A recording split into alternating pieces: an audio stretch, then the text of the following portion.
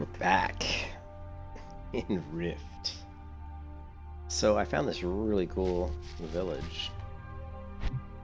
It's right behind me. I want to show you guys this because it looks really cool. The other thing I got is when you hit every 10 levels, they give you one of these chests.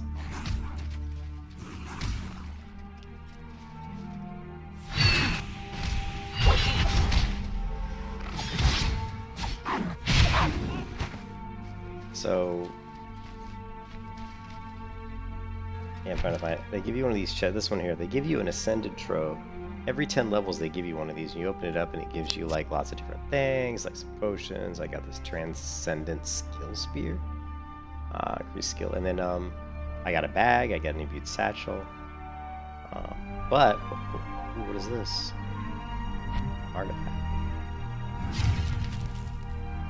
But what I got also was a mount. I actually got a mount, this Nimble Frost Valmera mount out of one of these boxes. And it's much faster than my mount. My mount was 60% increase. This one's 90, so it's much faster. So that's why I have this faster mount. Came from that. That's cool. And as you can see, it's much faster than the other mount I have. But when you come into... I came down this hill, I think. I want to show you guys the view of the Gloamwood Pines kind of village. Sure, how did I didn't come from this direction. I think I came from... Wait. Actually... I came from the other side. Yeah, I came from the other side, so... I'm completely on the different side, but... Yeah, I came from over on the other side, but you can just see this beautiful village. It's called Gloamwood Pines, and I really like it. It's just a really nice level design. I love how organic it is. How the rocks look like they have moss, you know, on them. Like you can see the moss on the bottoms. Kind of wooden planks with quite a bit of detail. There's a big root in the ground. See these. Just really cool buildings. So anyways, I just like it. And you can't die by jumping off of a cliff in this game, which is interesting. And there you can see we've got a big rift. So let's take it out.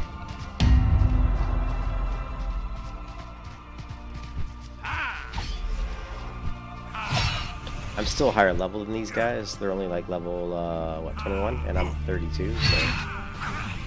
Yeah, it's pretty easy to take these first out. I mean, I'll take damage. You can see I'm taking damage. But I've got a healing ability here I can pop. I'm with heal spell, which heals me. The funny part is even when it heals me, it gives me my combo points. So you can see, if I heal myself, I get one of these swords. One of my combo points.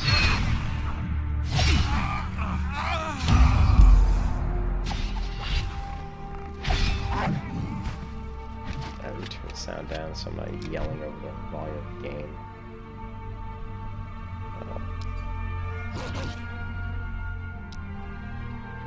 Still trying to find that right volume.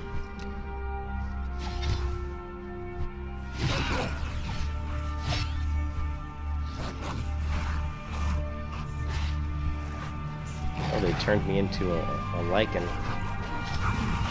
I've been transformed. Look at me. I'm a really creepy looking lichen. That's funny. That's funny.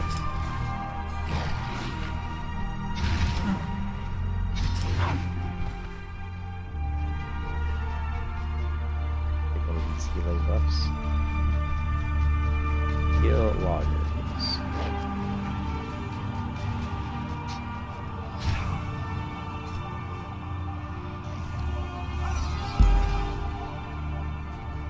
So yeah, we've been transmogrified for another 11 seconds into a... The light makes you feel different. I'm a lichen. Feel corrupted foreman. Okay.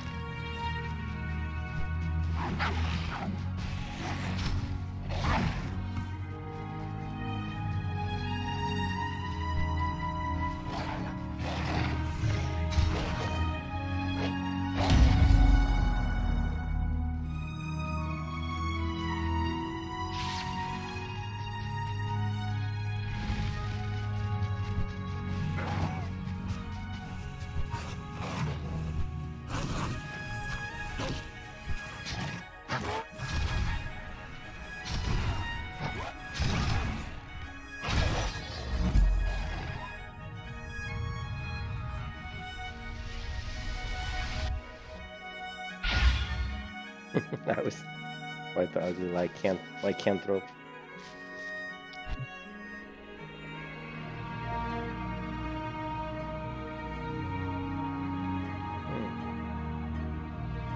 Equip physical damage is...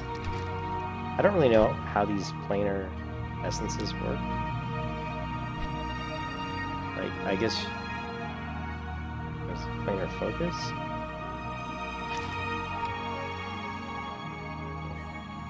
That's a planar essence. I don't know if I have a planar focus. Here's a planar focus.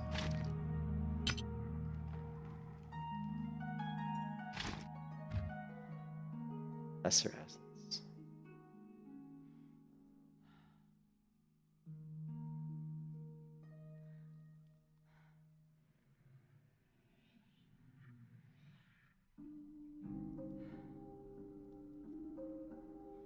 Sigil of the Plains.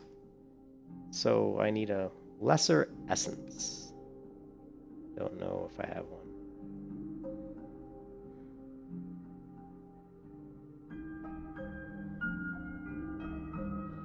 So the other thing I learned, I joined a guild. Well, there's nobody on the stream yet, so I'm not going to talk about it. We'll wait till we get some people on the stream to talk about it.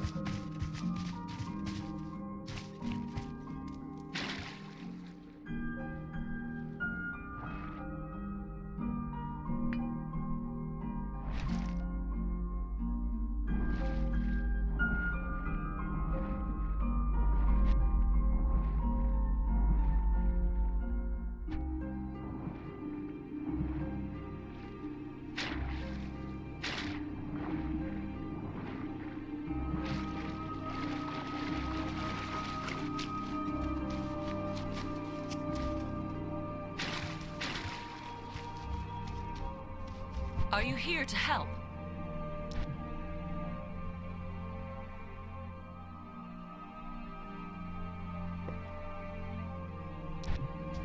Repeatable quest. Best of luck. To get reputation with these guys. So it looks like there's a lot of repeatable quests in this game. But I did join a guild. I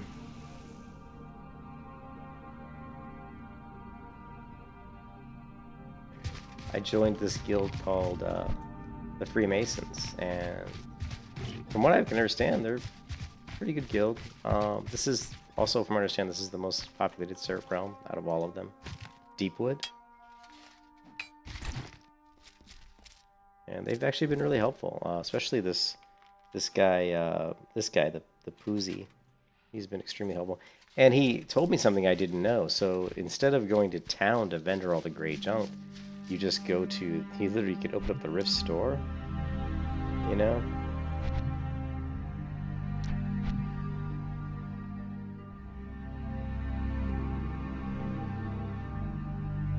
And you can just click on one of these things and then actually click on the right one, I guess.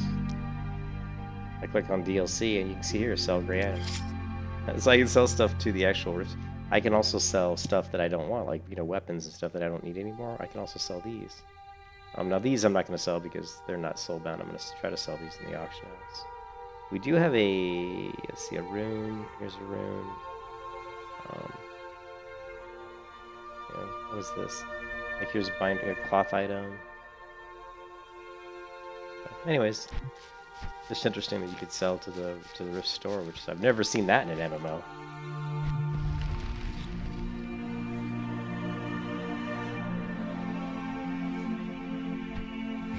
I want to get to this march of defend them. I want to do this one. I need to get to one of these cities.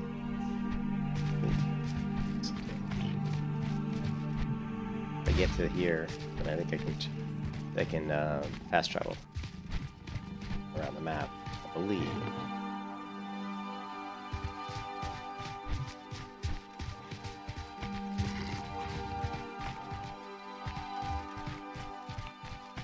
Yeah, when you get to one of these portals, you can talk to the portico master.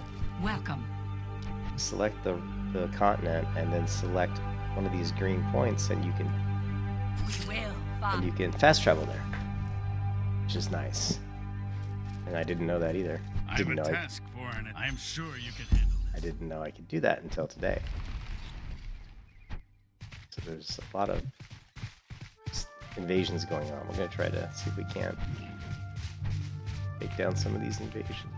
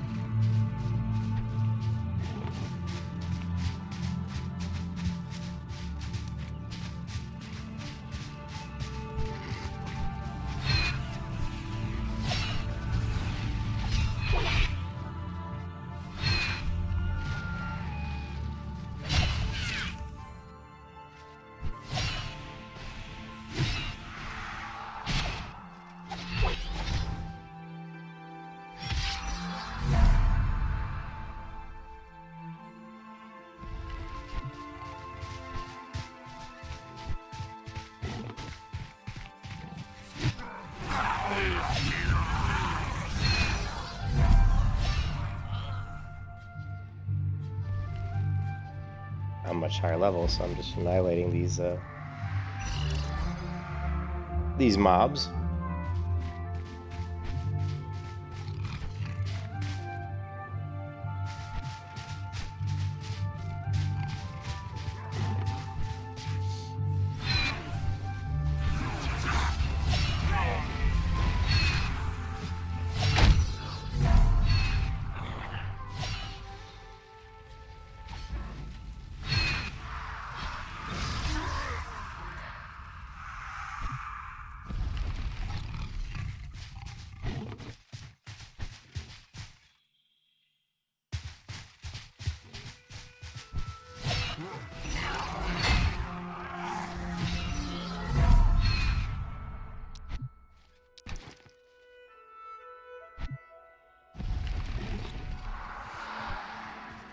Let's try to get to this ward stone.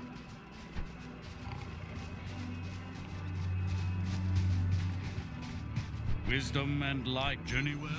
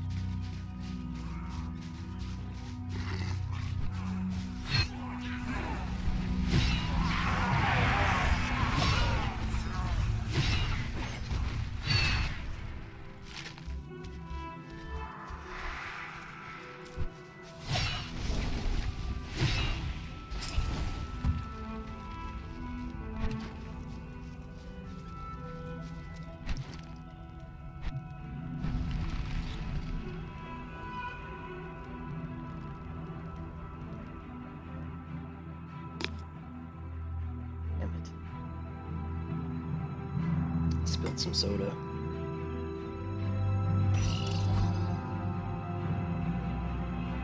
Oh well.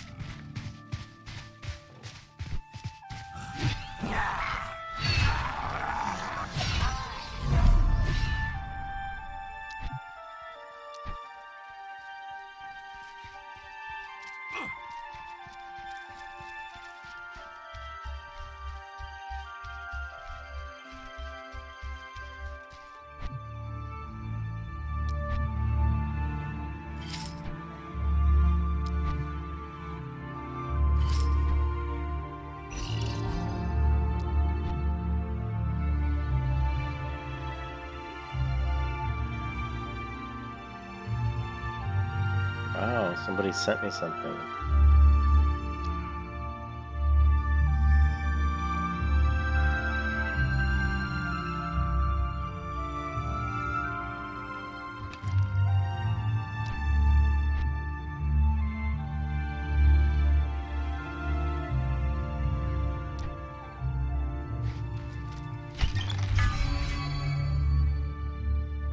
Look, they sent me this steady platinum key.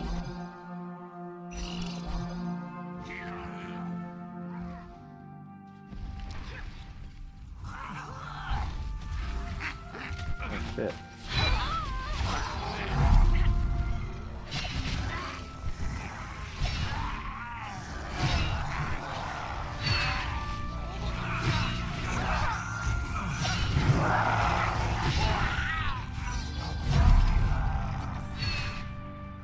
Sent me that again? So somebody sent me a mount in the mail. Hey Mason. Did I hear about the possibility of a cash shop? Yes, I did hear about I did go to the forums the other day, Mason, and they were talking about it. Some people were talking about cash shop possibility. Some people are like really against it. And I'm not against the cash shop, but it's like, why? Like, you know what I said? I responded to the forum post and I said, you know what? I'm actually against a cash shop for cosmetic items unless they're like really silly stuff. I don't care if someone wants to buy a Christmas hat. Actually, I do. I don't think that belongs in an MMO. That's just me. I'm old school.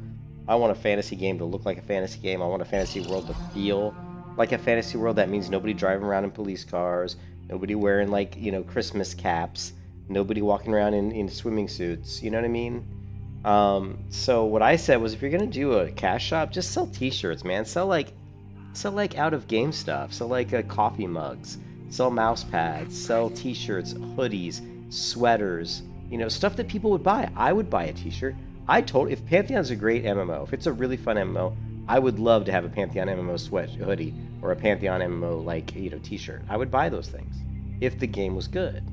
So, you know, to me, I would much rather see a cash shop for RL items. You know what I mean? Well, I don't know if it goes against everything. I wonder.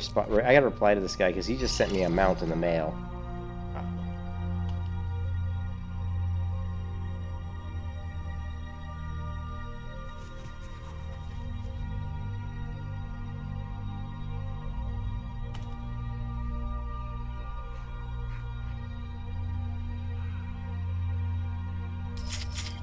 Who's Necromia? Is he? Let's see. Is he even in the guild right now?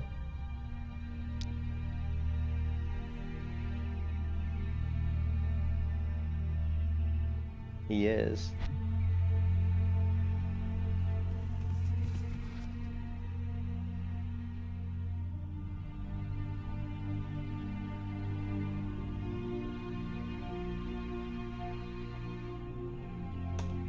Yeah, I don't.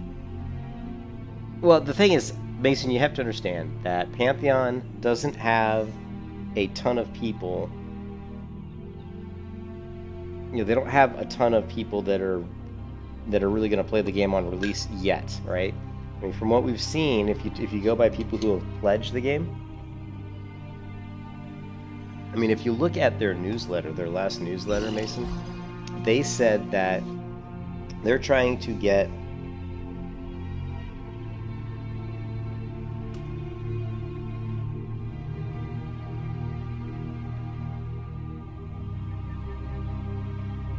they're trying to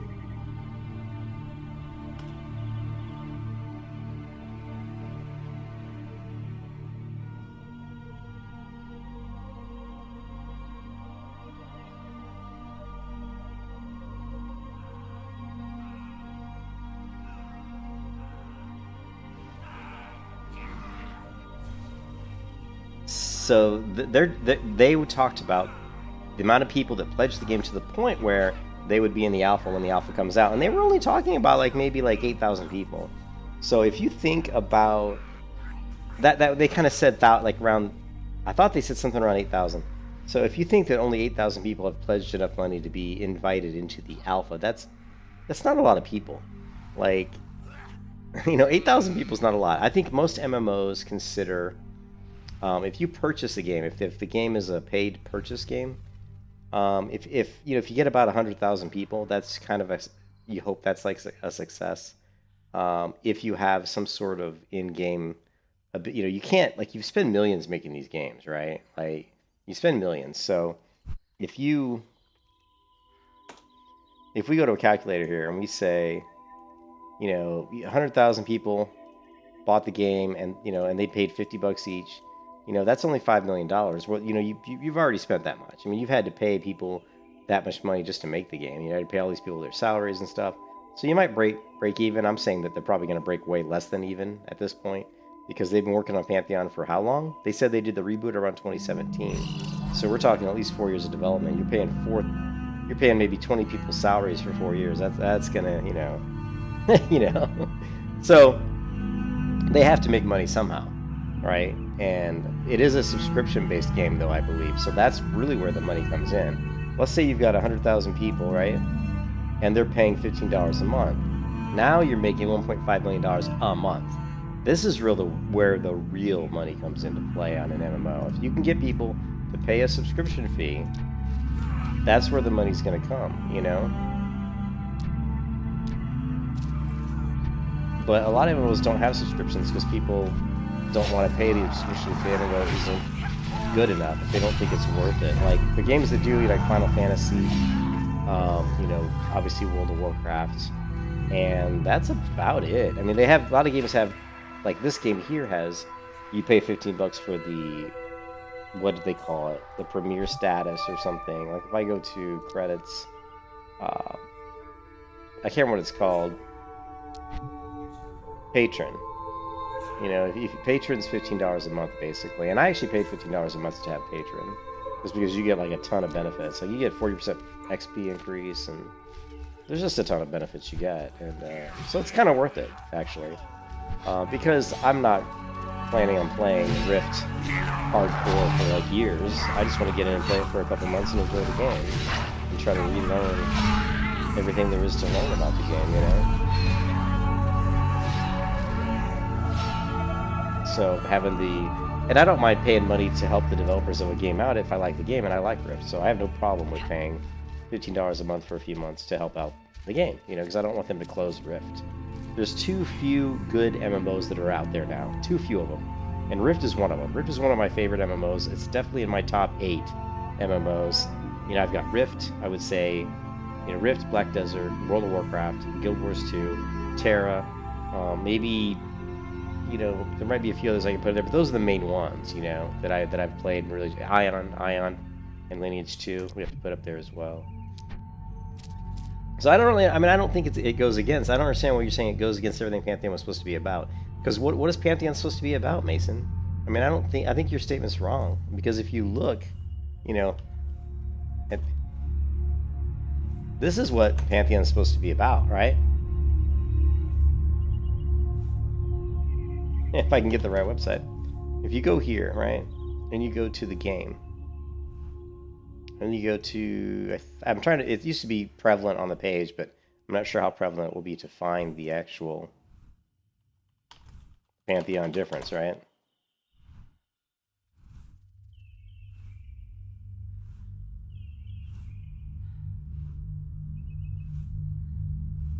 Okay, so the Pantheon difference. There used to be like a thing on their homepage where it said, you know, the Pantheon difference, but you know, these are different than what was originally listed as the Pantheon difference. So this isn't really what I wanted to see.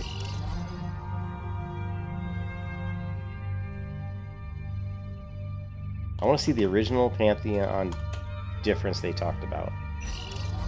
You know, there's a video here from 2016.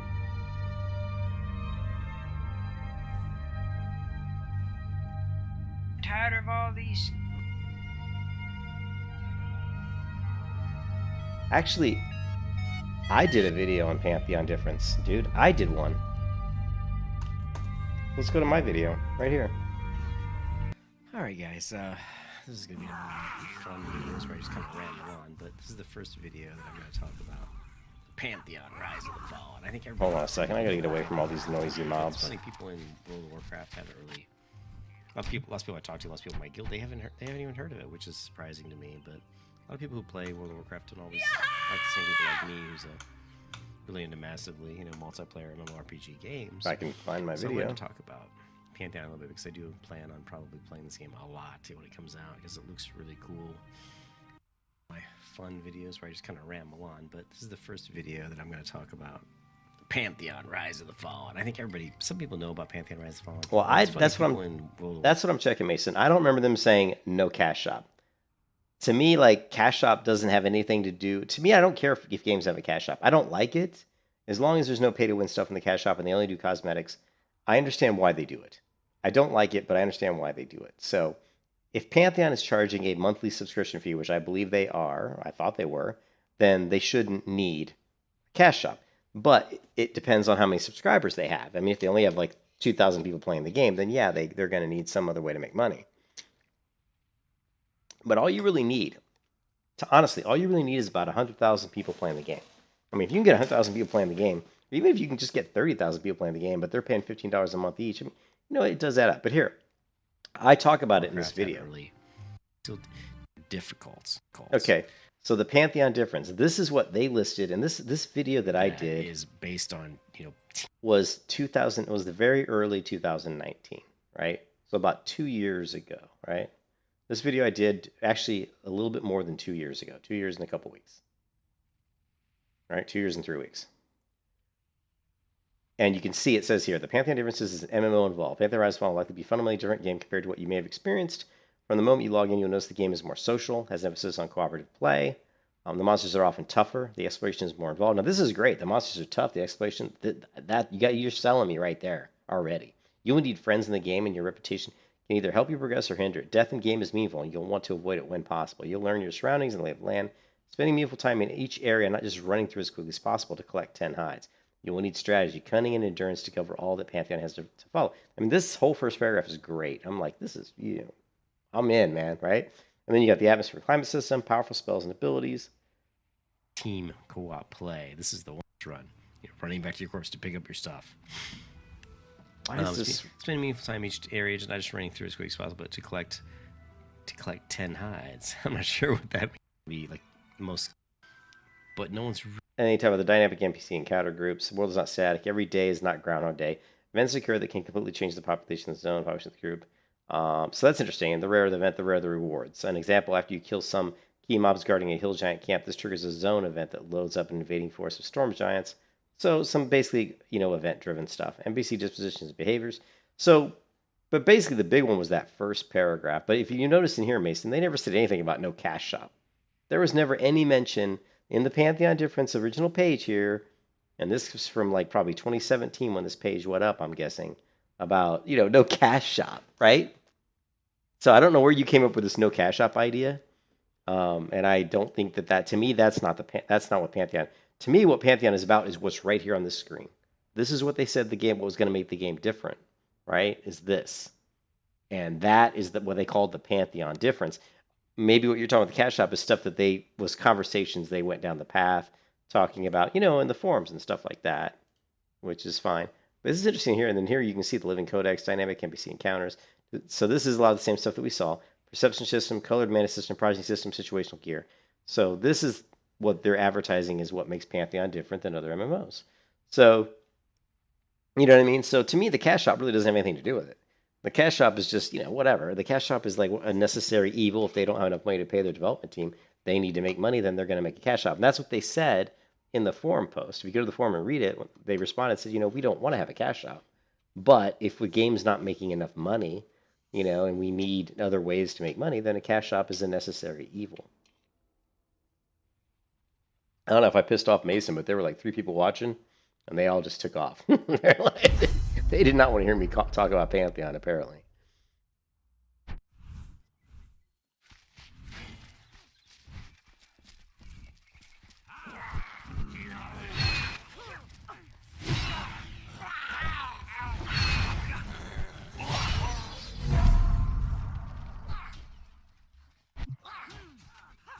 How many of these evasions do I have to defeat?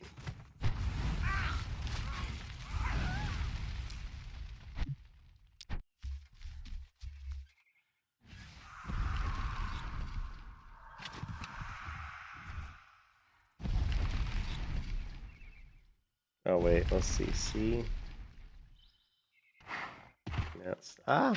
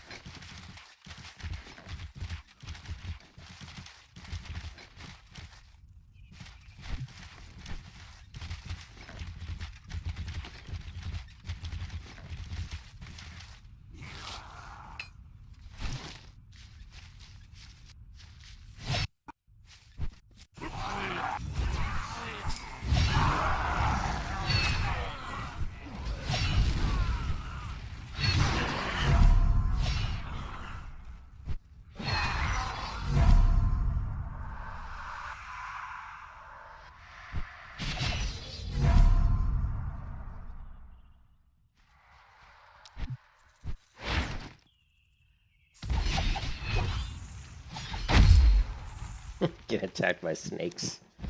So I'm just knocking out some of these lower level things. Just kind of learning the game again. Somebody from the guild gave me a mount, which was nice. So I joined the guild. You can see I joined the guild Freemasons. And they seem to be a really friendly guild. I was recommended to them by somebody else. So we're in the guild Freemasons.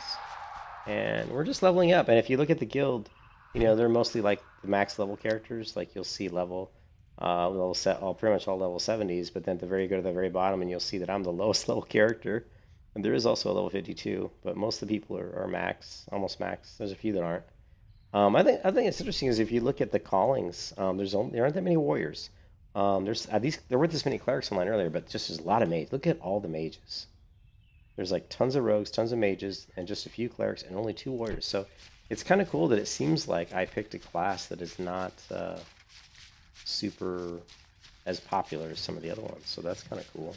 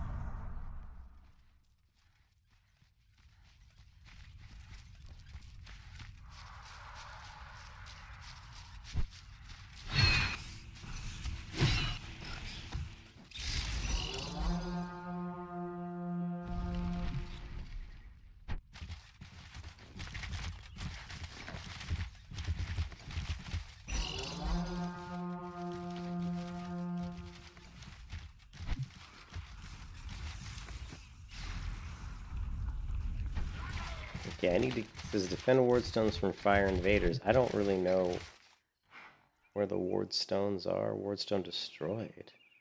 That's not good. I don't know what the ward stones are.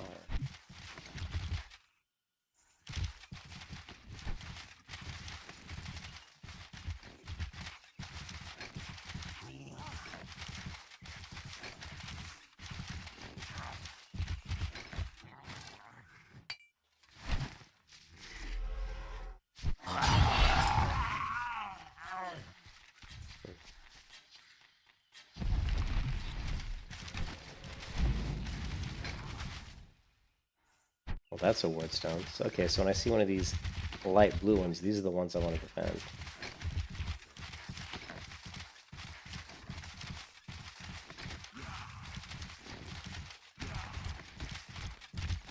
Okay, so the ward stone must be this thing.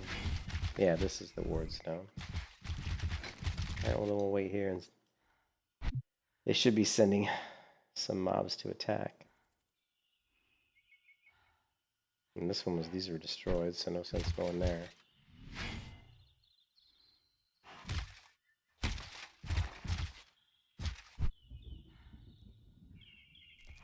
Check out the crazy dance. I mean, they got some serious dance skills on this character. Check this out. Check her out, man.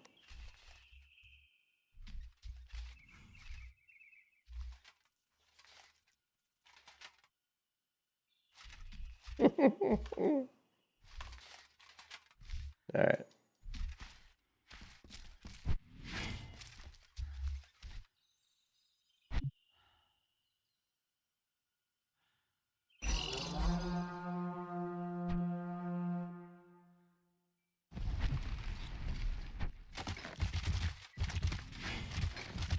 Okay, it says that this is under attack, so there should be some enemies coming? I don't see any. Oh, here we go.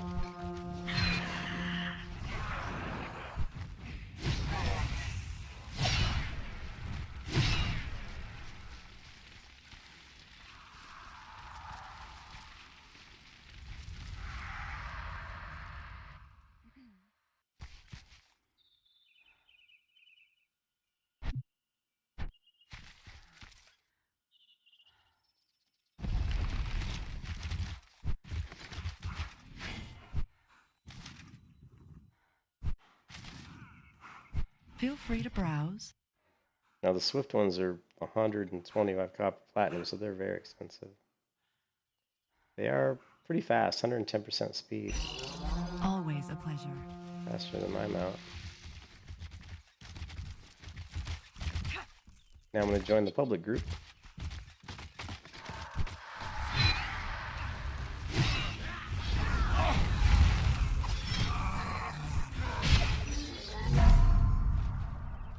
Okay.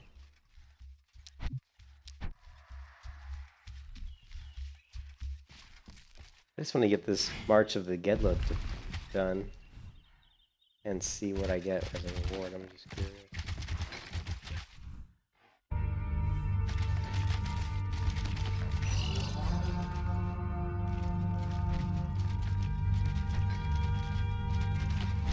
Alright, there's a whole bunch of enemies coming.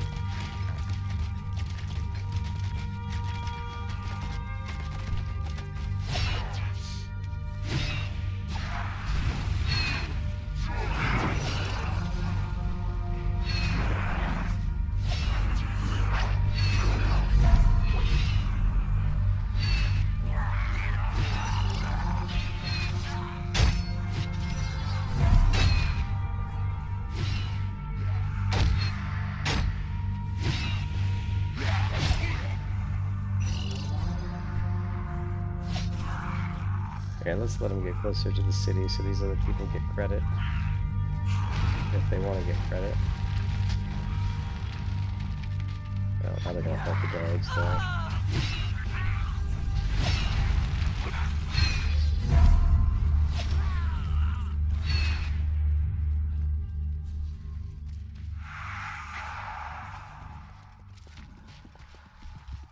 It says I still need to defeat 2 more fire.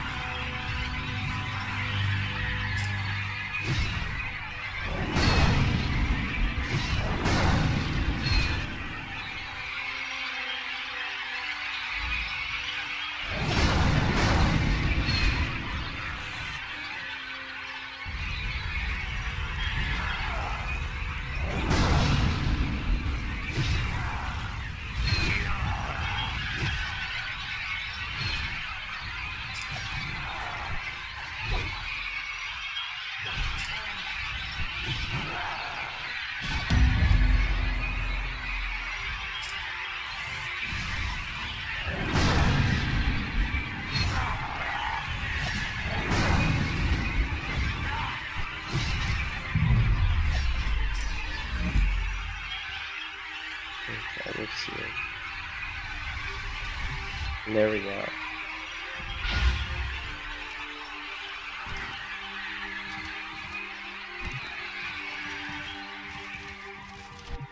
Alright, I think we...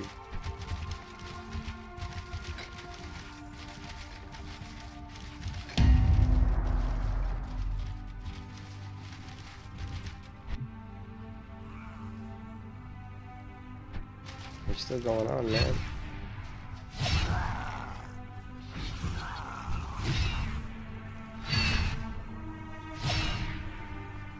Yeah, we don't need this.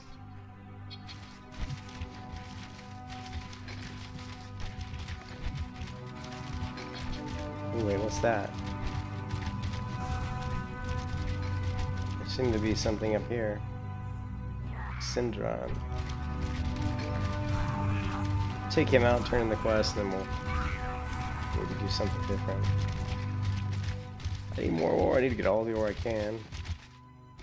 I want to level up my crafting.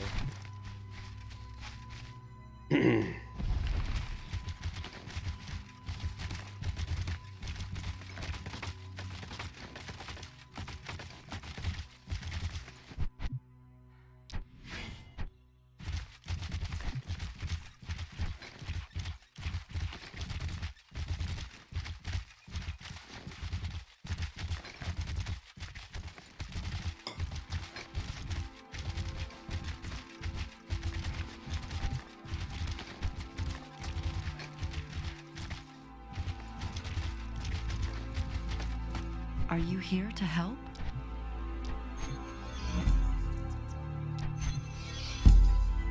Journey well. Greetings.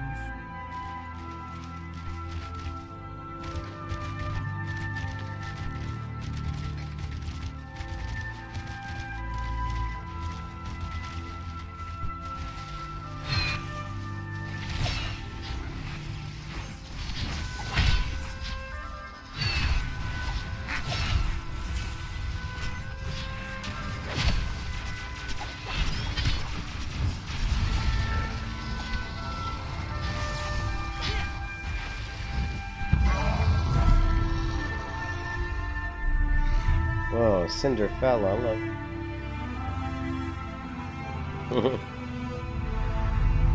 I've earned the achievement, Cinderfella.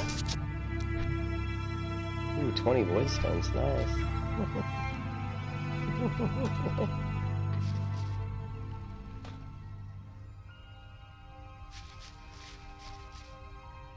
Alright. So I guess that was the whole event for me anyway.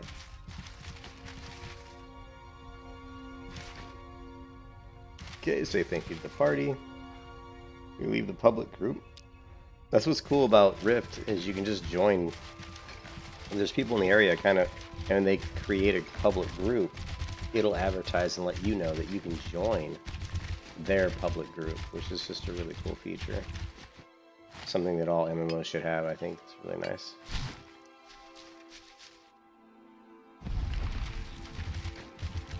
Alright, so I want to get to this quest we can turn.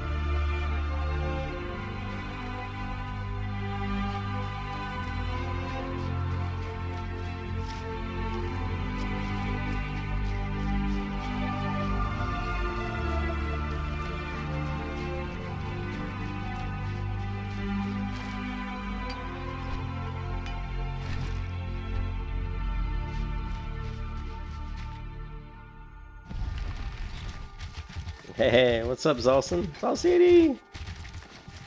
How you doing, Zolson?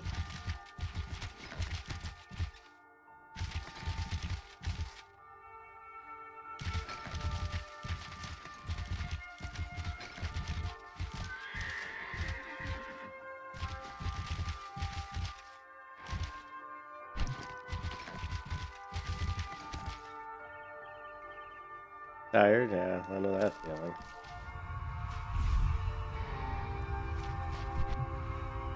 We got a new cloak.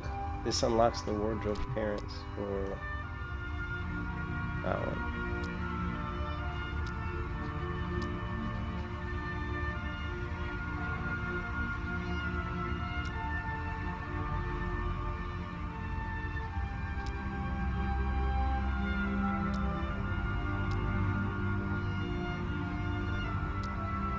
I kind of like this one. I've earned the achievement, Bookworm. You just got home a few hours ago? Yeah. I've just been playing some Rift. I'm enjoying Rift. I like Rift. I've always liked this game. I'm kind of leveling, just kind of going through the world, doing like, you know, different quests that I see as I go, and not trying. I mean, I can queue the instant adventures and level really quickly, but I'm trying not to do that all the time. I'm trying to just do some of the world quests and get some of the achievements and stuff. Yeah, there's a dungeon here, Darkening Deeps. Actually, let's try to do. I'll try to do a dungeon queue. I don't think I'll get one. If I go looking for group tank, I guess. Yeah. It's a good game. I think some people maybe don't like it. I don't know. I think Rift is one of those games that maybe some people can't get into. It's a little different. You know, the combat and stuff's not as smooth as WoW's combat, but it's still good. You know. I mean, you know, the graphics are, you know, it's from 2012, still looks pretty good. Yeah.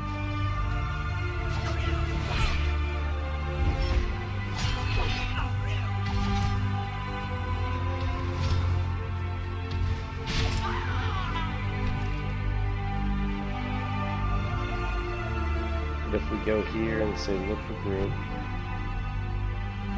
this one was not available to you because you have unspent soul points. Oh, that's right. I forgot when you haven't spent all your soul points, things aren't available to you. It's weird. So your tree has to be built out entirely. I guess that prevents you from going into a dungeon and tanking with no soul points, you know, set. So we have increase your attack power. Successful block determines a chance of increasing attack points. Base slam. What is this? Base slam? Does it interrupts? Okay. And touch of life, which is another heal. Restores full health. This effect is reduced in PvP by 50%. So every 2 minutes I can restore my full health. Attacks that require light shield deal an additional 20% endurance and life damage. Attacks that require light's shield. I don't know if I even have an attack that requires a light's shield. I don't think I do. Maybe increase your base health. That's not bad. Just pull down. Do the base health. And that gave us changes.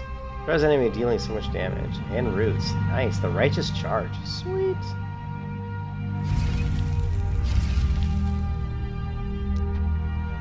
And we got a righteous charge. Now we just need to know what kind of key button are we going to use to do righteous charge.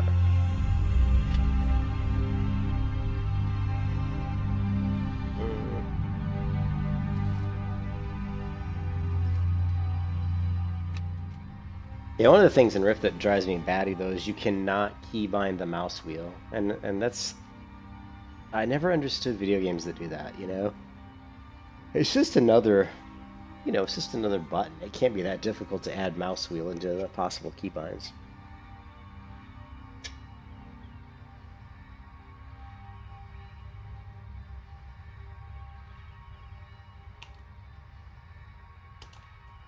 I don't think you can do it outside of doing some sort of a custom mouse where you can, you know, where you can like keybind, you know, where you can change the buttons, you know, to basically act like something else. But I hate to have to install that kind of software. I think the MMO should allow you to do it off, you know, right off the bat, you know.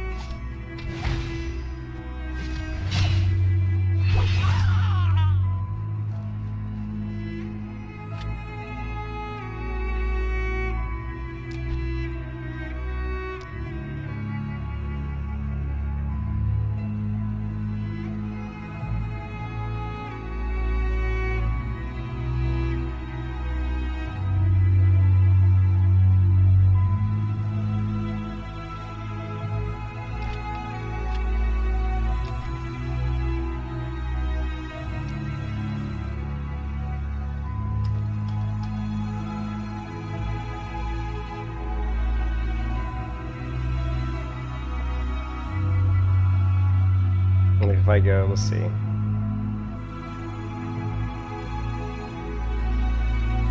Or it's just the 1, 2, 3 keys. 3, 4, 8.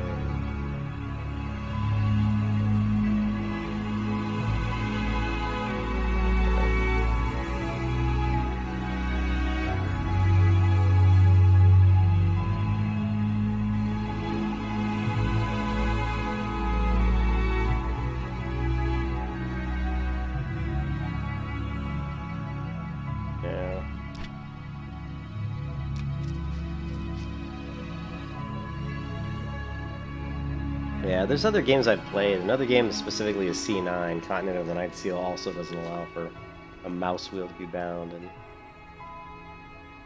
let's see, Rift MMO, bind a mouse.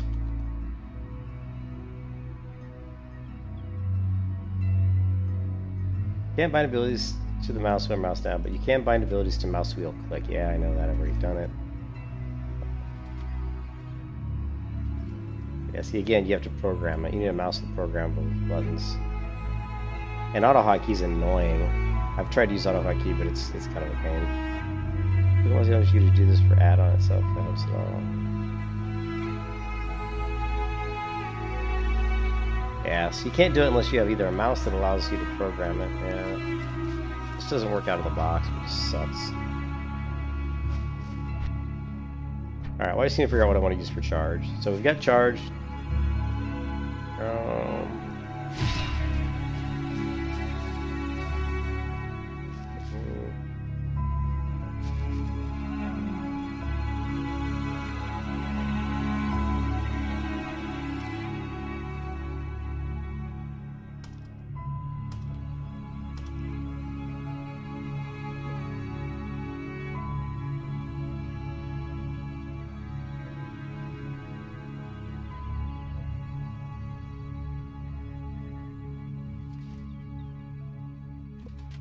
I always use, the thing that's annoying is because I always use like shift mouse wheel up for charge. Any kind of charge ability is always shift mouse wheel up.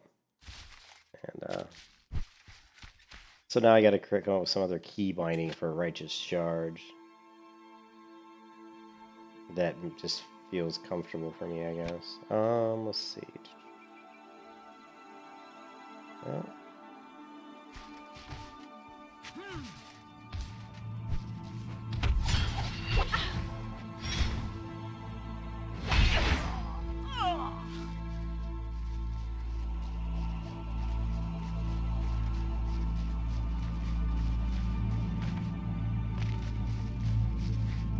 alright, I got one. It's not going to be my favorite, but it'll work.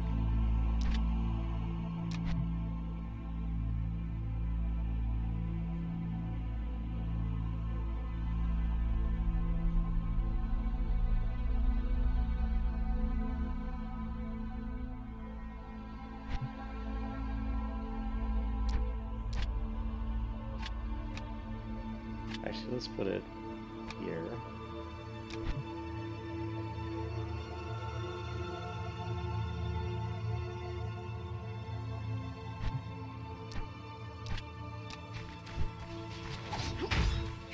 There's your charge. Yes, I bound to S key because S is one of those keys that's just easy to do while moving. Like I could be moving in any direction like this and still be able to easily hit the S key. Looks so much like WoW?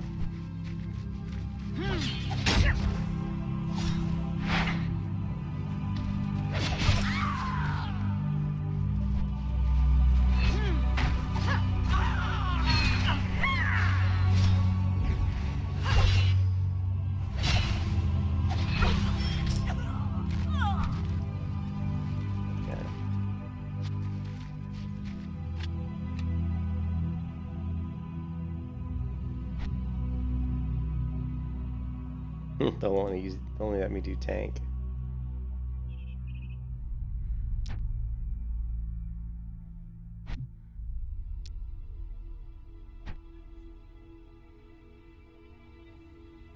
We shall relight these halls until there are no shadows left in which the darkness may lurk.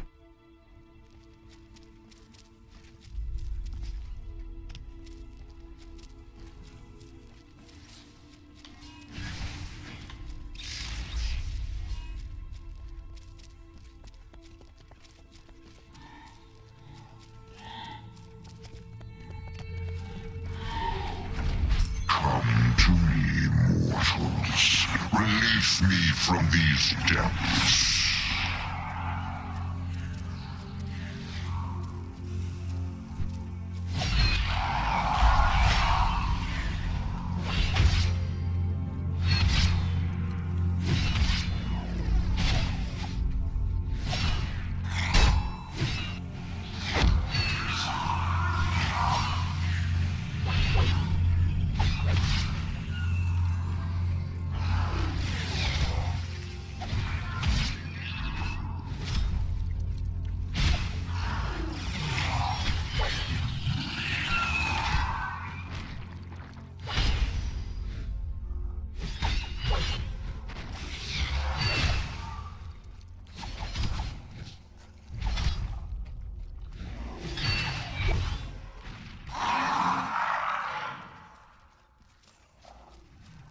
Not all knowledge is evil. There is much greatness to be rediscovered in these tomes. We should reclaim what we can.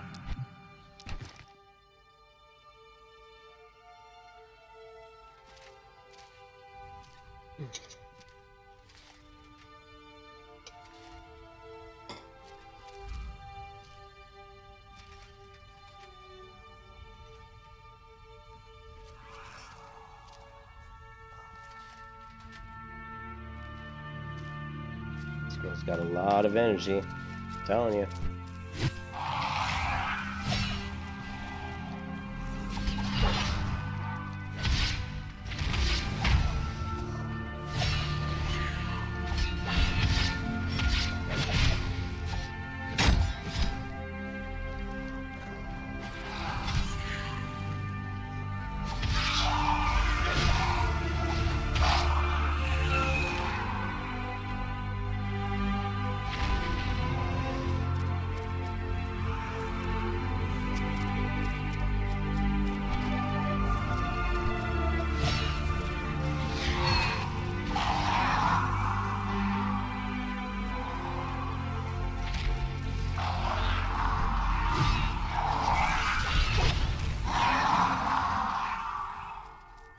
This guy's running around just destroying people with his flaming weapons.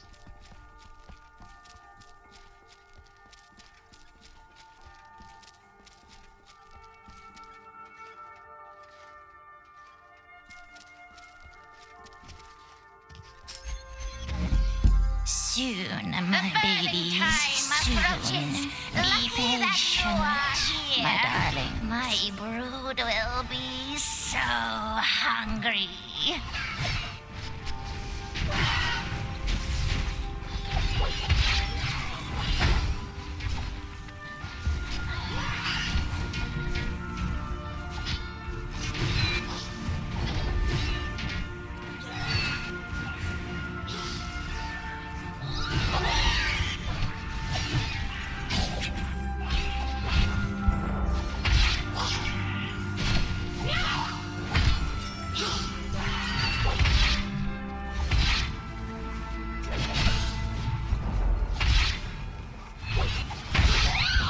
No. If the denizens of these halls don't kill you, your own madness will. Madness. Mad. Madness. It takes me.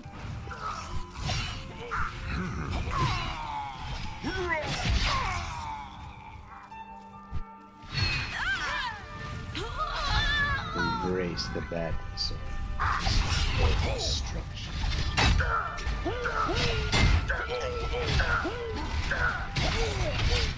You can't take me, dude. Don't even mess with Shady, baby. The Paladin of the dark. I'm not a Paladin of the light. I go that way. A Paladin of the light.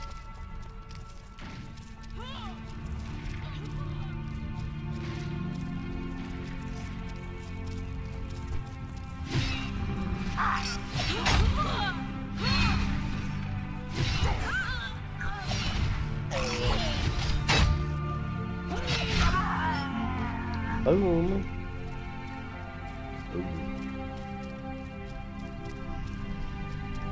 There's some sort of arachnid spaceship is what it looks like. Inside the spaceship.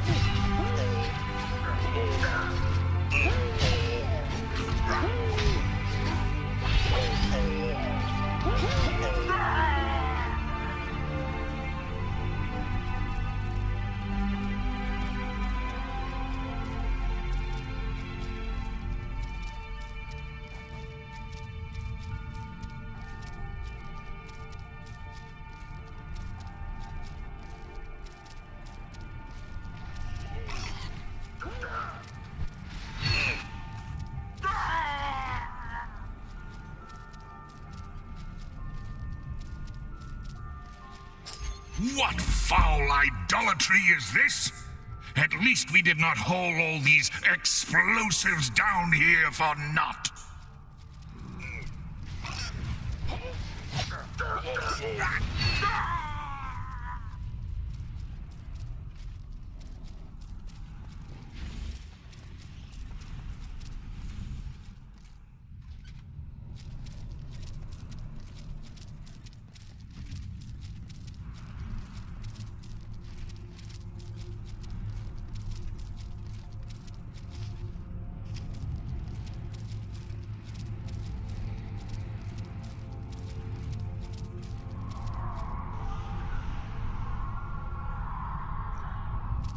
I love the crazy looking freaking time portal doorway thingies. I don't know what these things are.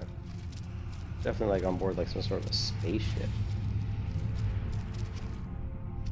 Rift has a lot of like kind of spaceshipy themes to it. Like aliens, like from the alien spaceship.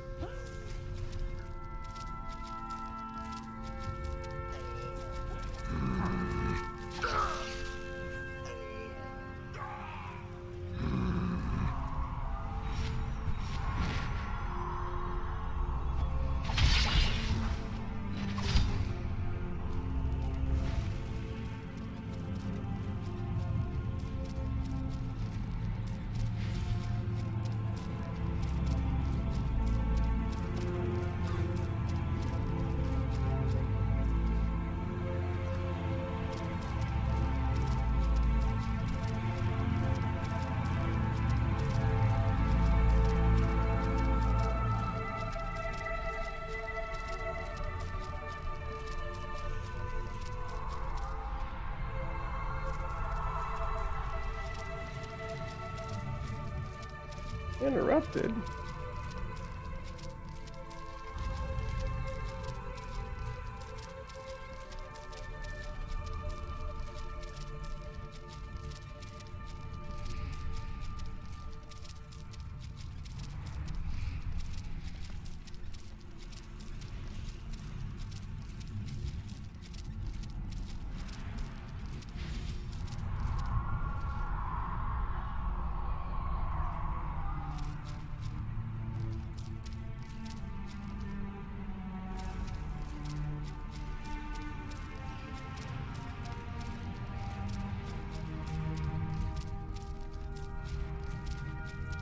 It isn't I you face here, but the deep shadow of greed that lies within every dwarf.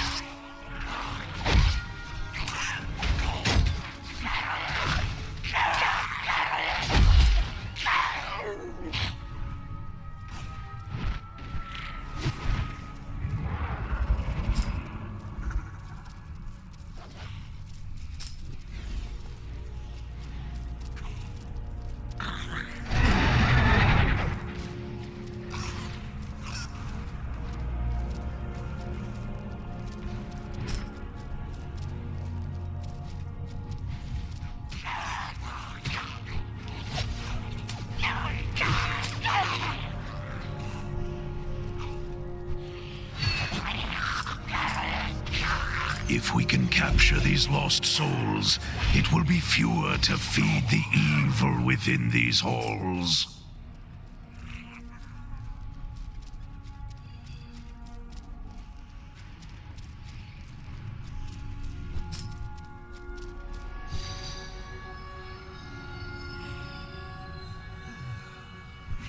Capturing the lost souls in my space gun.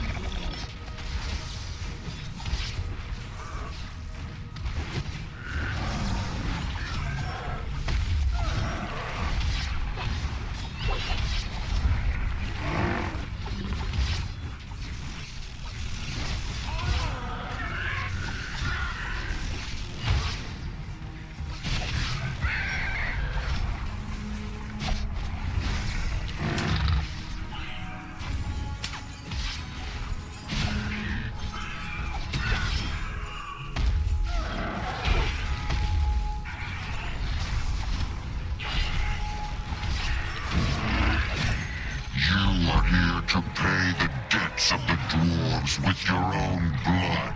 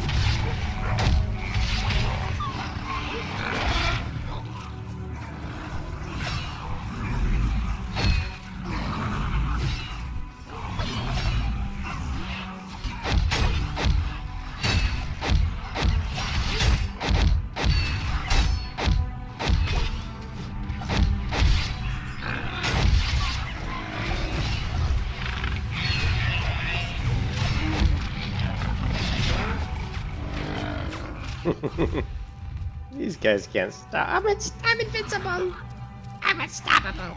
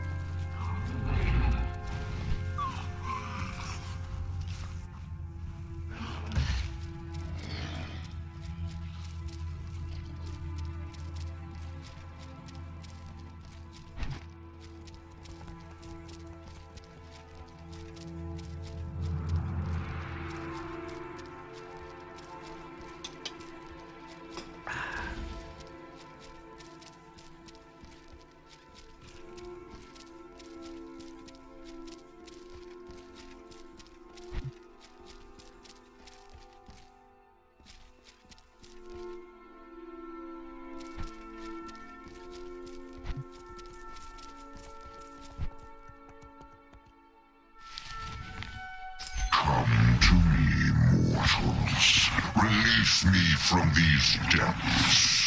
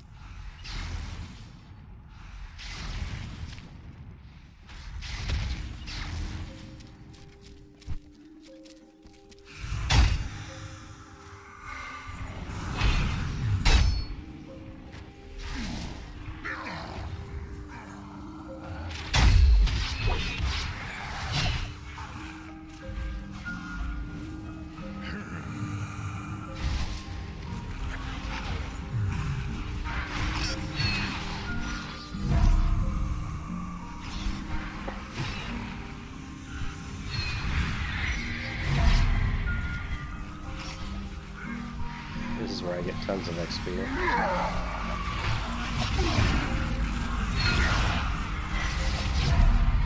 Just watch my experience bar here as these mobs start to drop.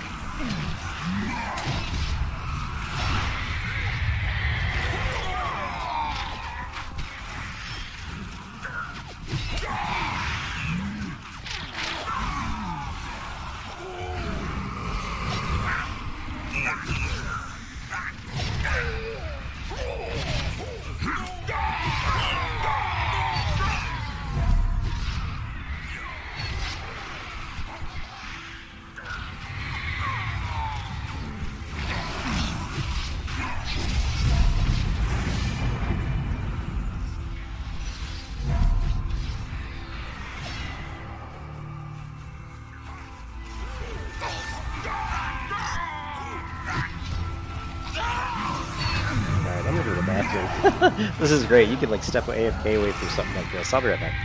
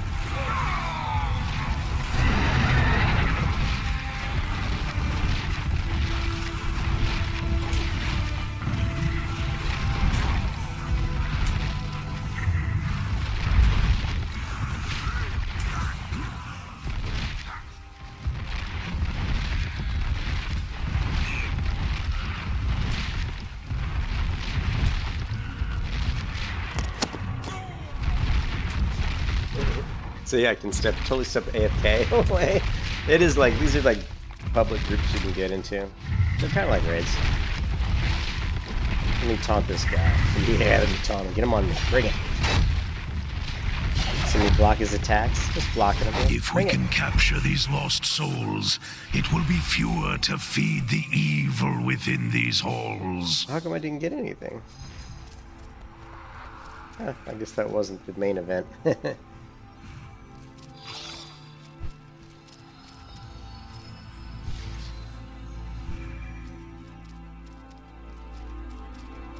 Yeah, they're basically just public raid kind of things. You go, and it never ends though. You're like you'll You can keep doing these forever, non-stop. Just keeps going over and over again. You do these, and it's a way they put in Rift for people to level up quickly instead of having to level through all like 65 levels. But and it's nice, you know, you level up a lot faster, you get lots of good gear and stuff. But it's kind of, you miss out on the core of the game, like the leveling of the game and all the achievements in the game and all the stories. So I'm not going to level up entirely to 65 doing this stuff, but every once in a while I jump in here and do some, just because doing quests in the world is pretty slow. Like, it's not fast. If I wanted to level from 1 to 65 just doing not quests outside of these instant adventures, it would take quite a while. If the denizens of these halls don't kill you, your own madness will. But the nice thing about doing these is you do get these chests, these different chests, and they have loot in. Like usually, you know, it can be all kinds of things. It can be gear, it can be other stuff.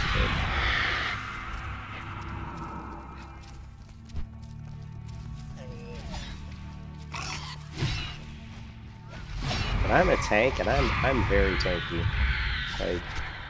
Like I can taunt this mob, and you can see she won't do too much damage to me.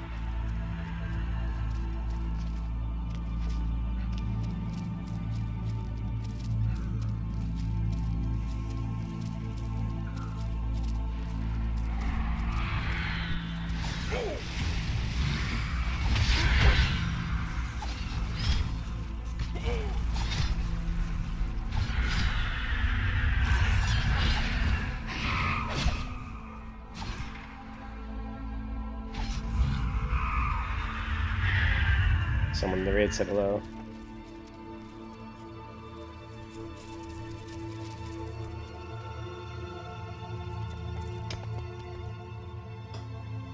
People in the guild are saying. We should sabotage these constructs before the Abyssal learn how to reactivate them. Oh boy.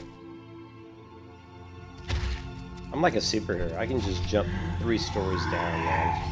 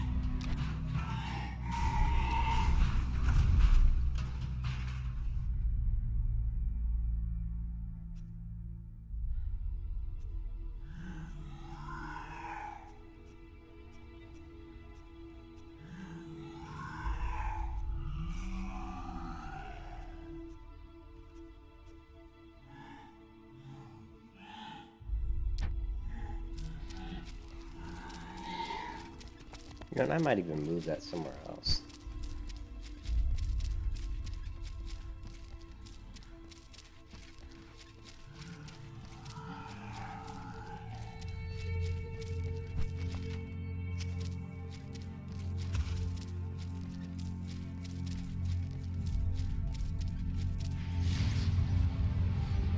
Yeah, I guess we'll leave it where it is.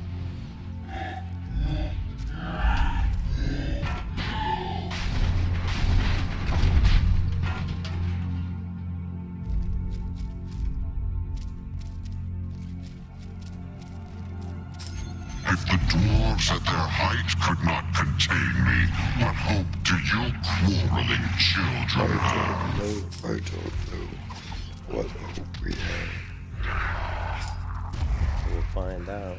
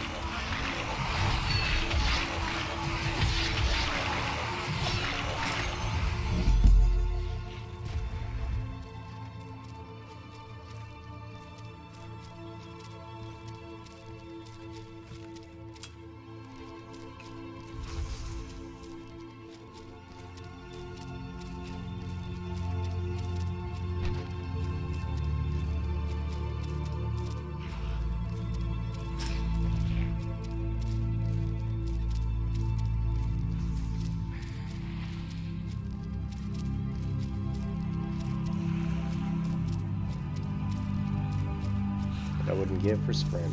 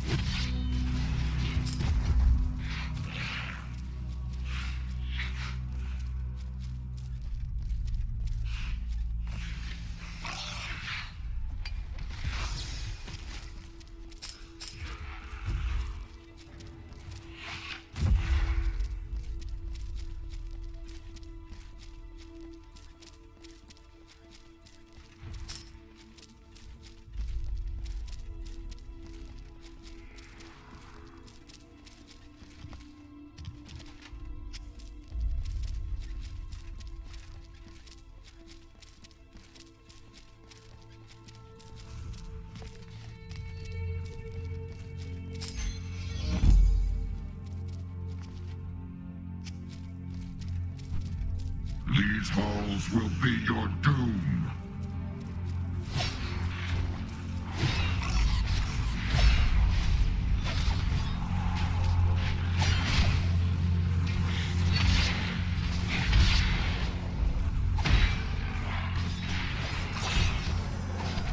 Your soul will feed my brethren.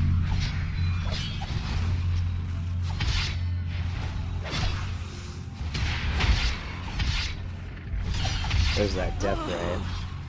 You see it just kills people. See that death ray? Kills almost everything. That death ray kills all. You saw one of the characters over here just drop to the ground as soon as that death ray hit him.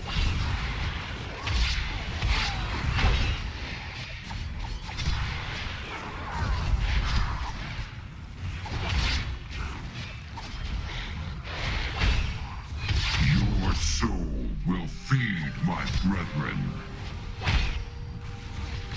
Watch out for that death ray. Here it comes.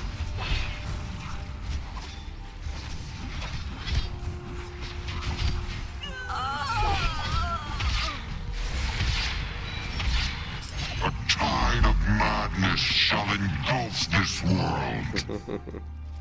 The death ray. Alright, let me open up my other soda.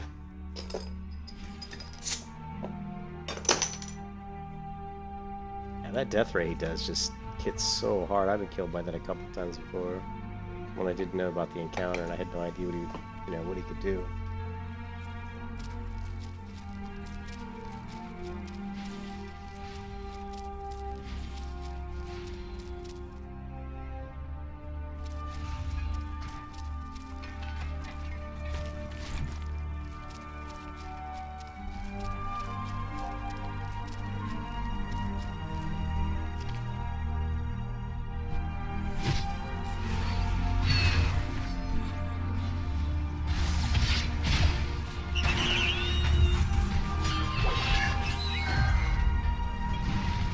Crap, crap, crap. I forgot. I think I was gonna explode.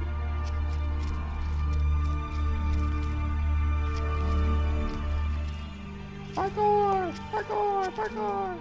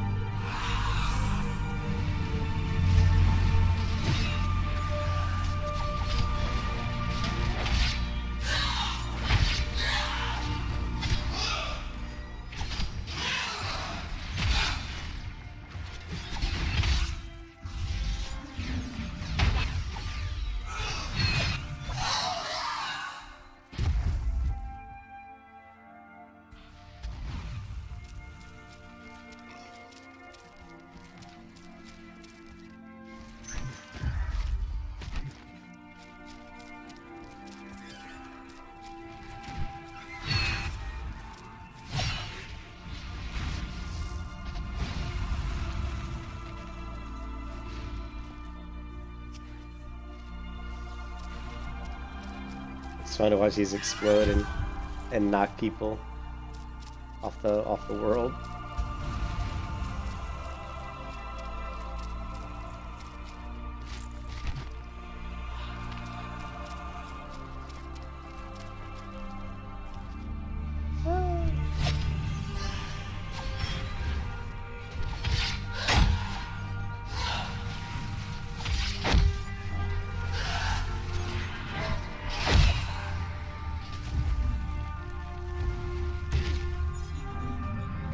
You gotta come after me to here, really?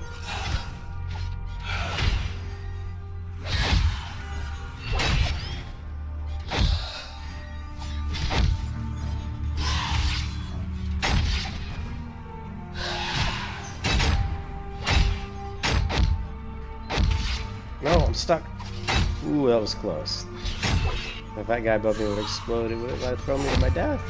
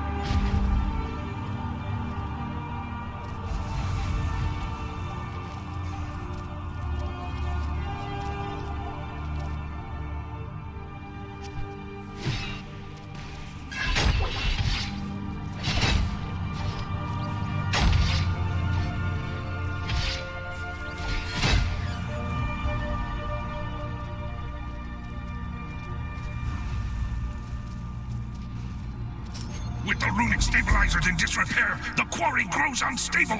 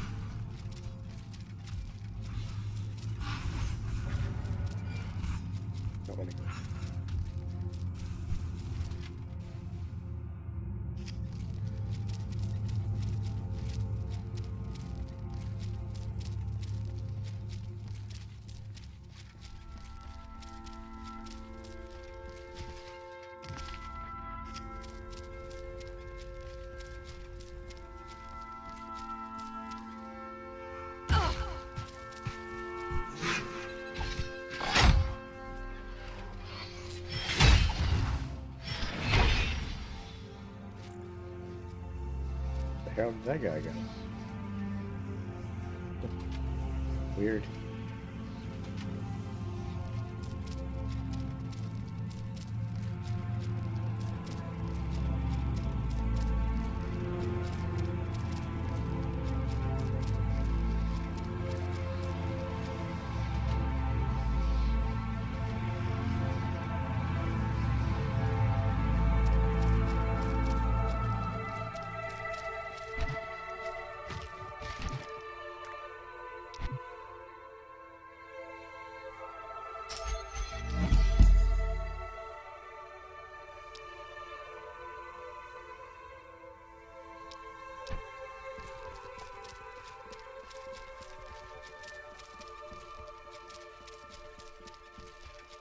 Quit moving. You're freaking me out, corpse.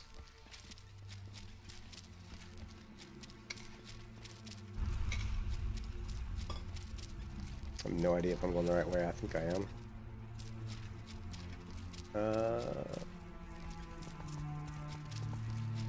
No, I think I'm going the wrong way.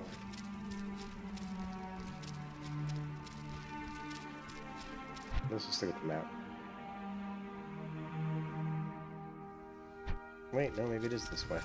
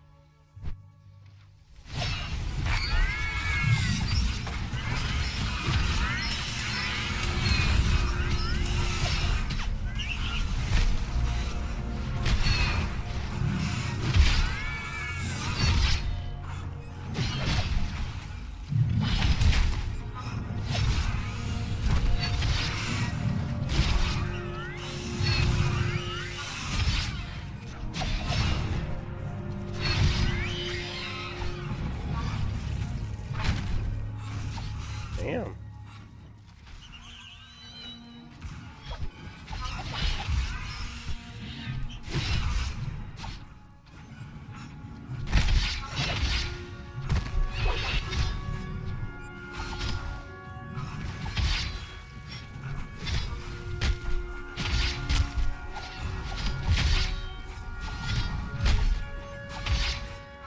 It isn't I you face here, but the deep shadow of greed that lies within every dwarf. Damn greedy dwarves.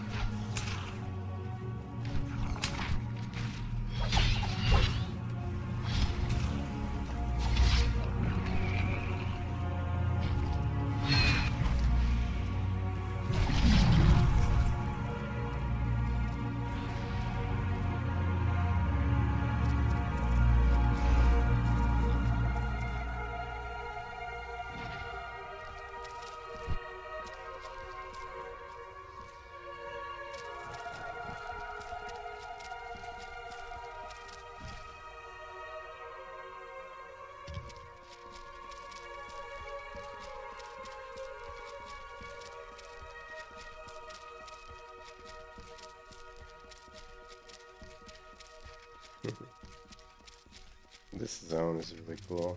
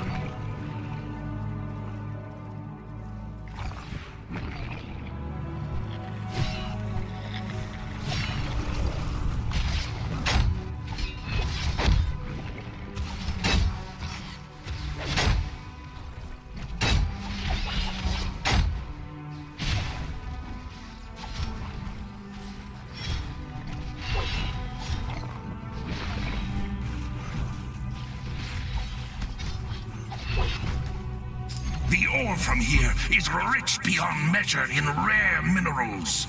We should recover what we can.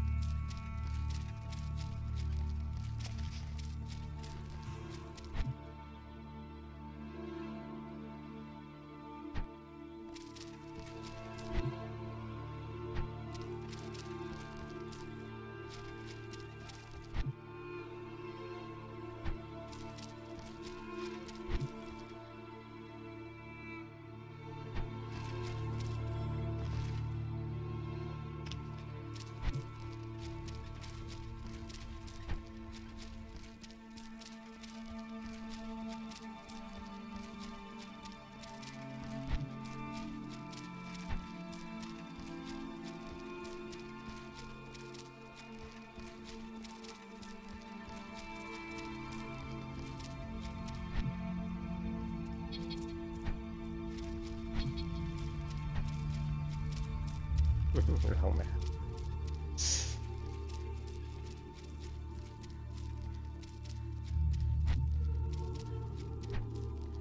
I have no idea how to get to where those guys are.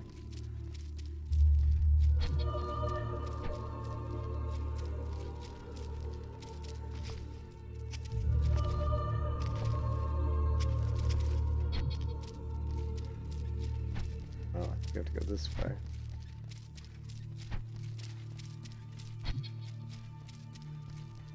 I hope. But I don't know.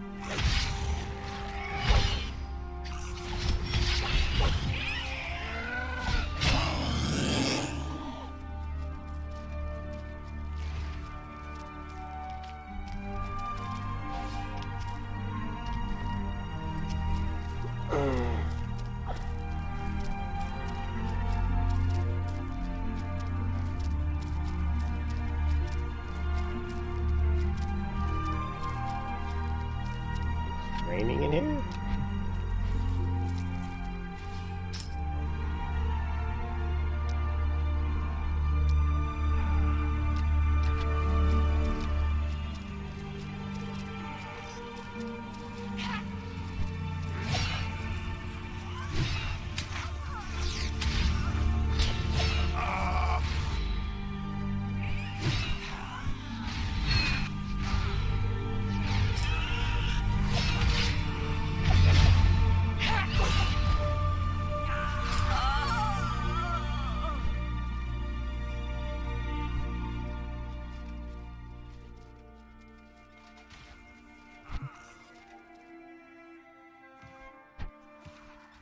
We should sabotage these constructs before the Abyssal learn how to reactivate them.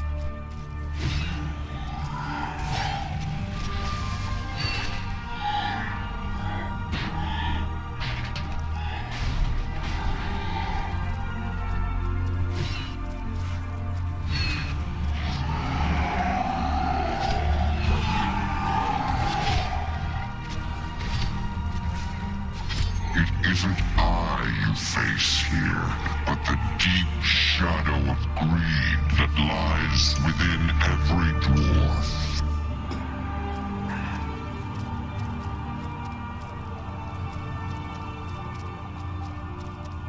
Damn dwarves.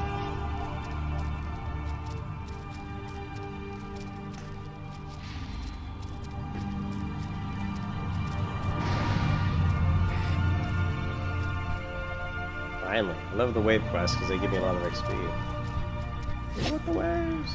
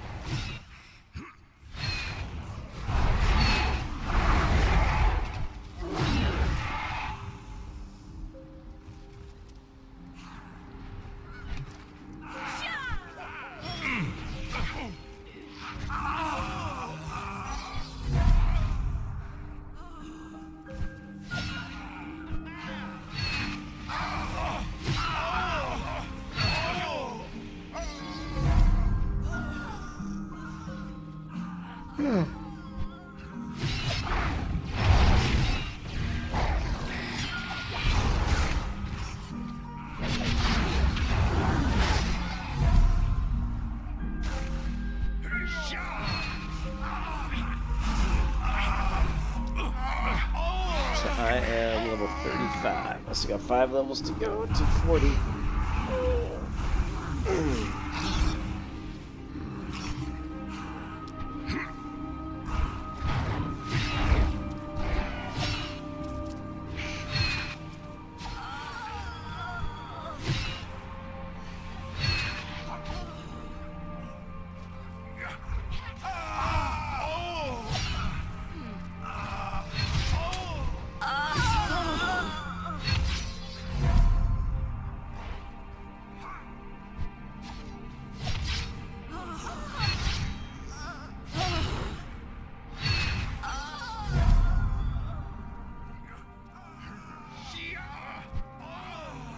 The XP seems to be slowing down.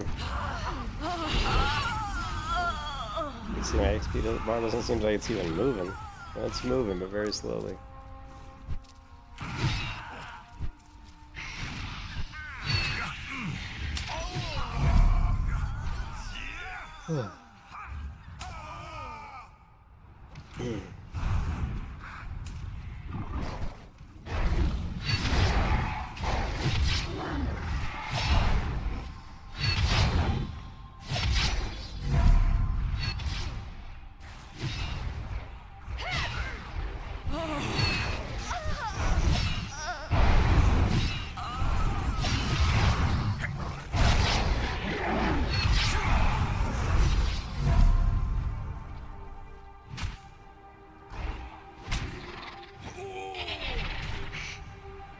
Oh,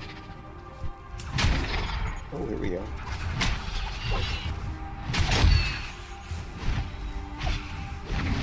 I'm gonna taunt him. Bring it out. Come on, buddy. Bring it. You ain't got nothing on me. Watch.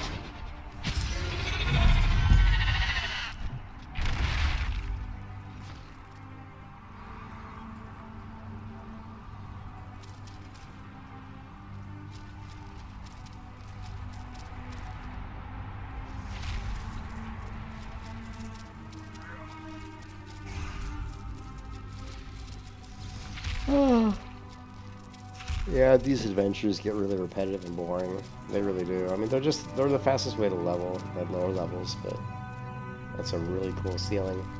Look how cool this, and look how cool this looks.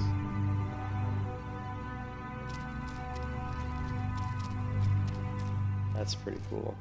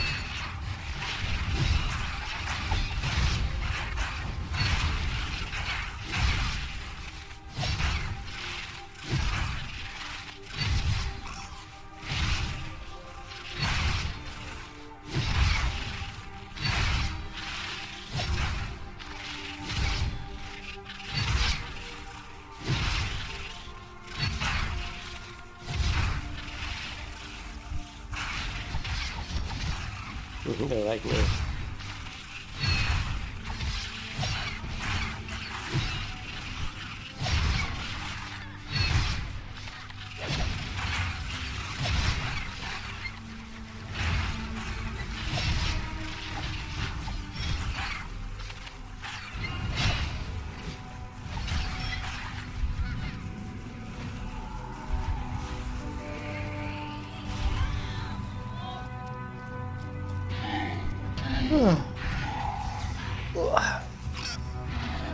Trying to fall asleep. One of these days this week I gotta get more than like 5 hours of sleep at night. It's killing me.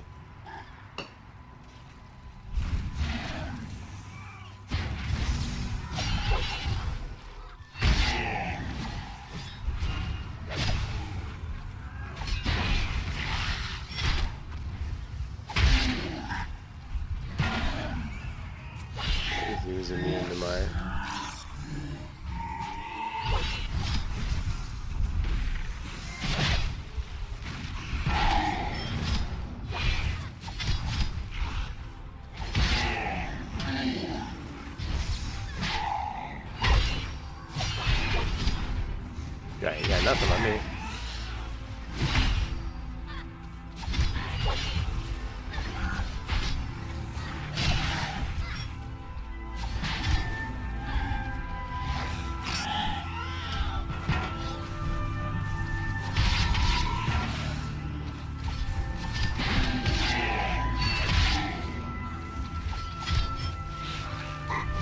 Just the grind.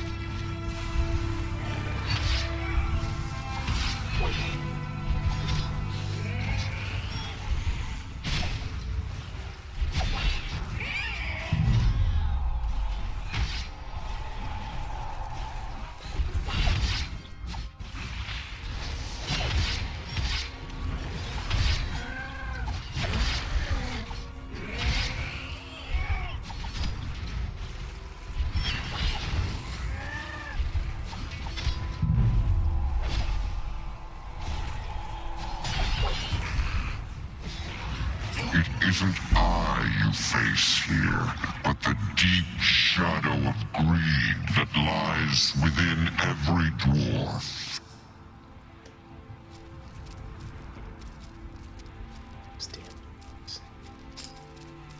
He really doesn't like those dwarves.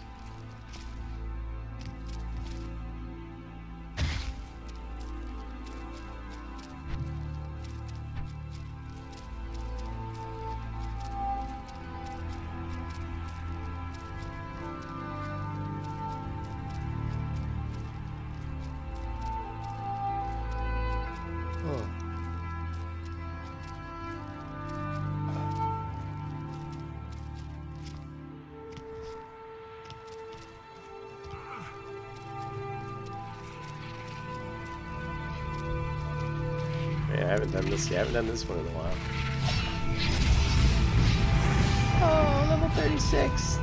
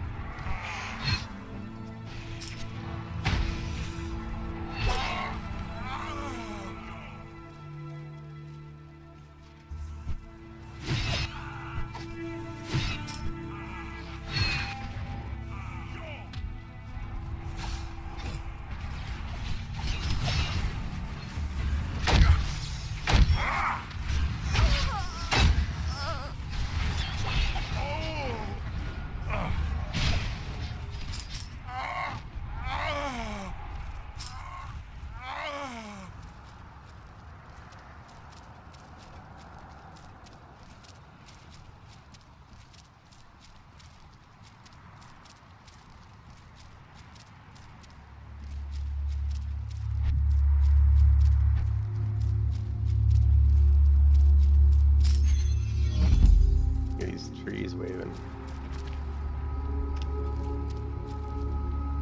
It's way down there. The big tree.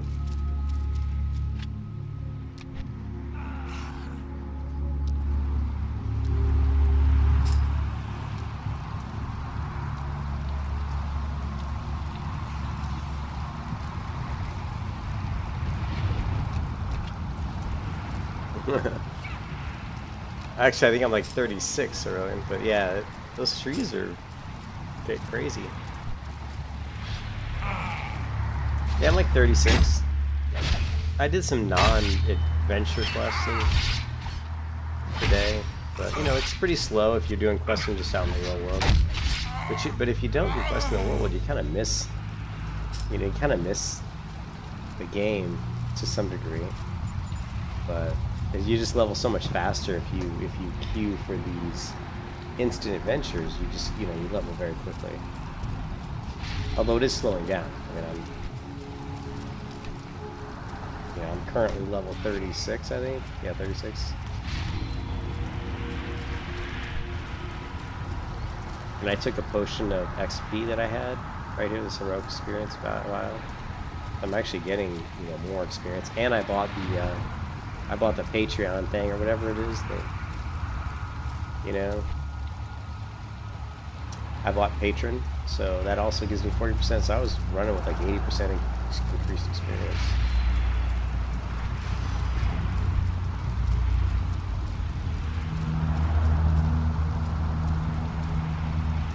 Look at these big trees. I still want to just jump down here and see what's down there. There's a long way down.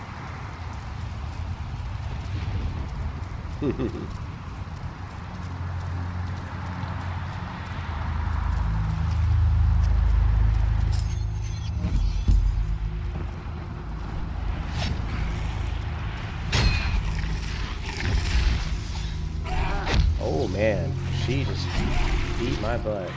That's the first time I've taken some damage in a while.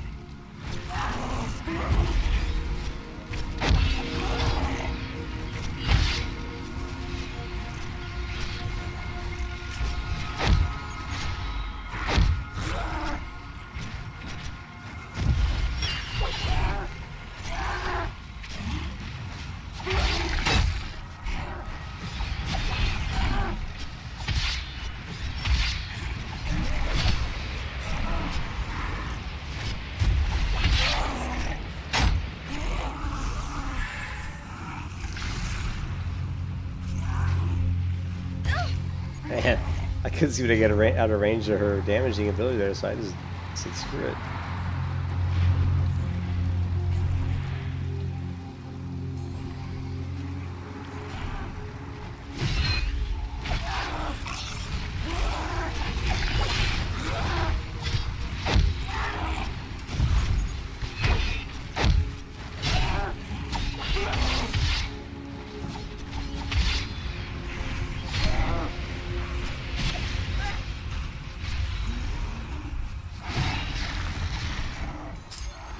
If the dwarves at their height could not contain me, what hope do you quarreling children have?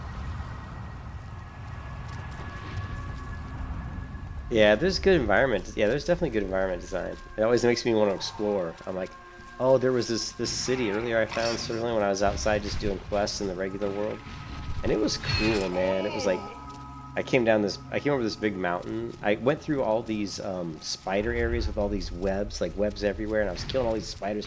And there were like 3 different types of spiders. And there's one spider I killed that his corpse laid on the ground with his legs up in the air, and then he kind of died, and then he twitched, and then he twitched again. And it was like, and then he did like a death animation. It was so cool. I was like, wow, that's such great attention to detail, you know? It was really cool. And then I came up over the hill and I looked down the valley into this really cool village that was right on kind of like these cliffs that drop down into like a little lake. It was just super cool level design. I would say that Guild Wars 2 has the best level design, probably, but I would definitely put Rift as my second favorite for level design.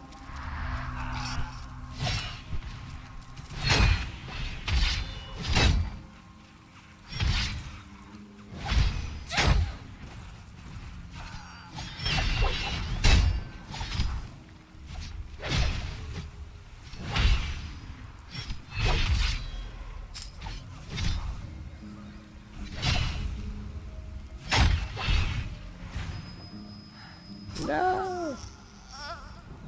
So.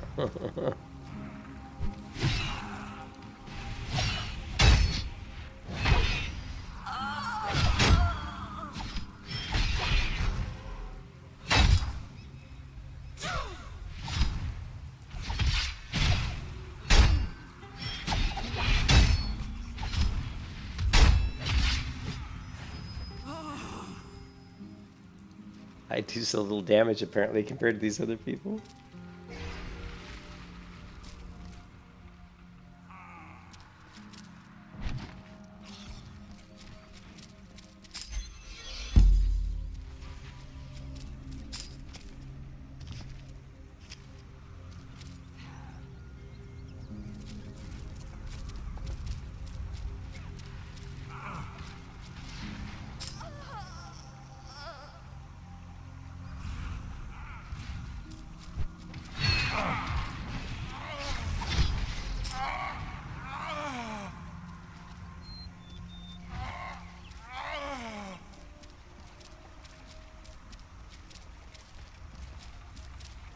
A lot of Rift is very futuristic. If you ever look around, you'll see a lot of these, you know, lights and big, huge power conductors. I don't know what these things, you know, you just see a lot of stuff that's very futuristic.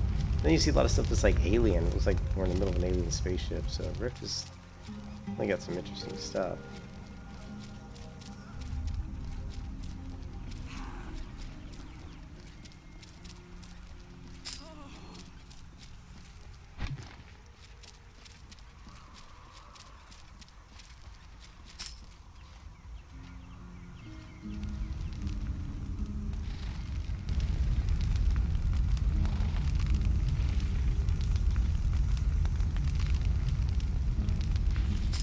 And I was doing a rift earlier, and I was fighting people that turned into werewolves, and then they attacked me, and then they infected me, and then I turned into a werewolf, and I was fighting werewolves as a werewolf, which was kind of fun. And the werewolf was big and kind of creepy looking, man. So that was kind of cool.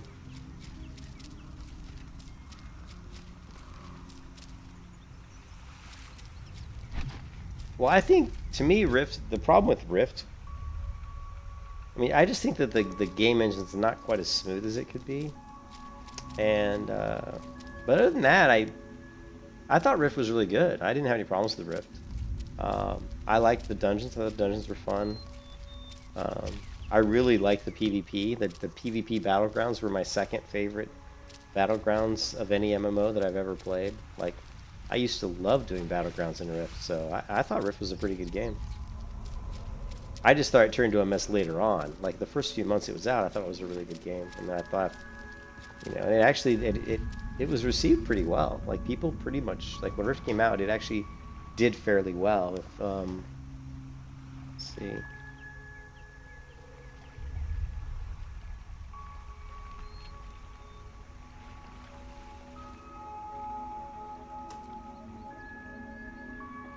Join me, mortals. Such power I could show you. Your minds would break at its glory.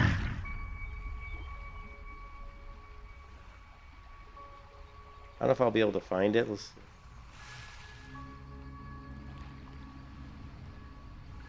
But there was a really cool graph where you could see. This is actually a pretty good one. So I don't know if Rift's on. See, Rift's not on here. But World of Warcraft is, and WoW's kind of WoW Global. But yeah, this is not a good graph. But I'll try to find one later, and I'll show you that when Rift came out and started doing well, most of the people were leaving WoW to play Rift, you know, in the beginning. And then it took about, I don't know, about 3 or 4 months, then people started, I don't know if they got tired of it or what happened, but...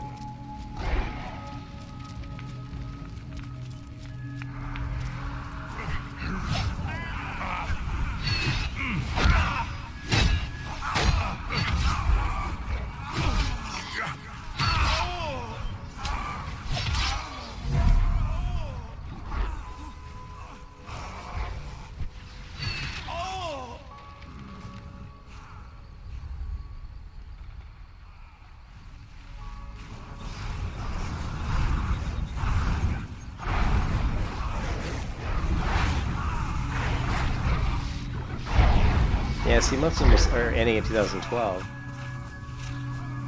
You can see here during 2012 where the WoW numbers dropped. A lot of the drop here in 2012. Well, Cataclysm sucked. That was one of the reasons. But Rift actually had something to do with it too. A lot of people jumped out and played Rift. But...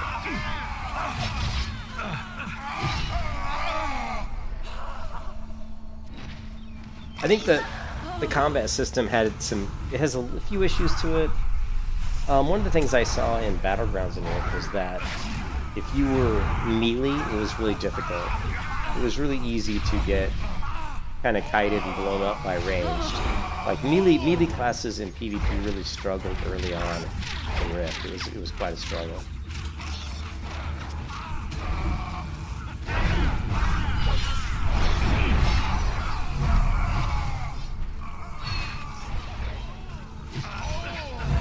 And the other thing that, you know, as you can just tell here when I'm attacking, like,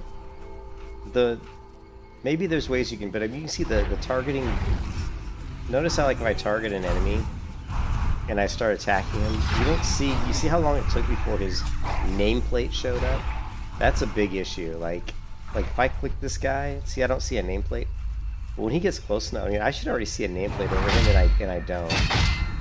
So that's to me, that's a big issue.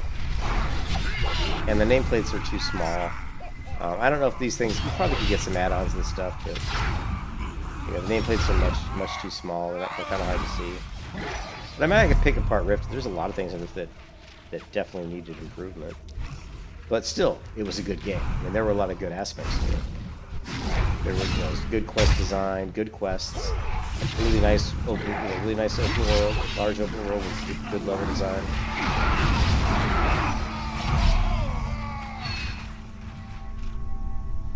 Really nice transmog system. I mean, the gear in the game is pretty cool looking.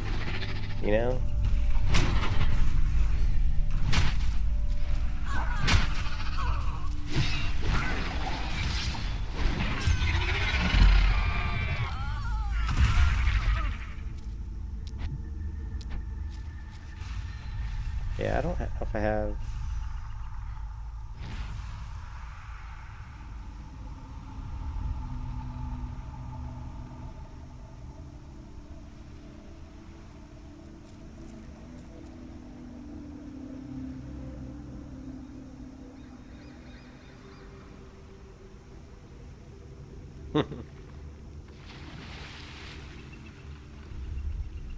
Rift versus WoW.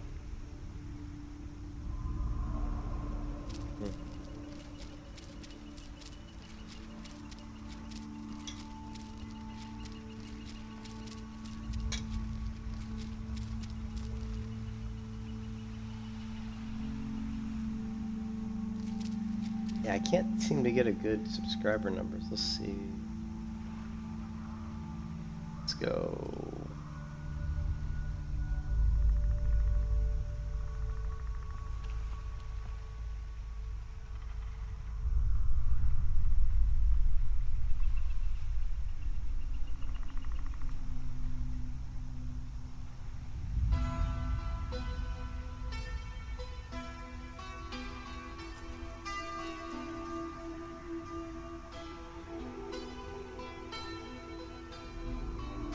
Lineage, World of Warcraft, Lineage 2, Ion. I played Ion. So Ion got a little bit of.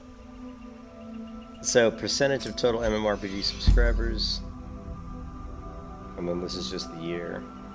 So when Ion first came out, it got quite a good chunk of subscribers, and I was in Ion. I loved Ion. Ion was a great game. You don't even see Rift in this thing, so Rift never had a substantial, I think when Rift first came out, it had like, I don't know how many copies they sold. I don't know if they had 1 million subs. I don't think they did. They might have had 1 million subs for like the first couple months, and then they dropped off. To me, the one thing that an MMO really needs,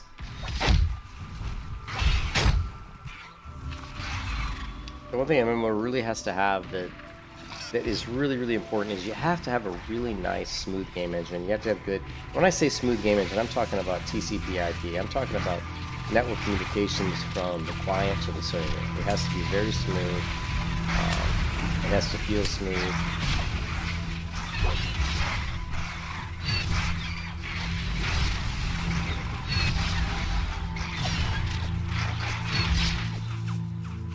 And the games that do that really well, you can always tell, it just feels good, like, WoW was probably the best MMO I ever played as far as just that really good communication, but there's other ones.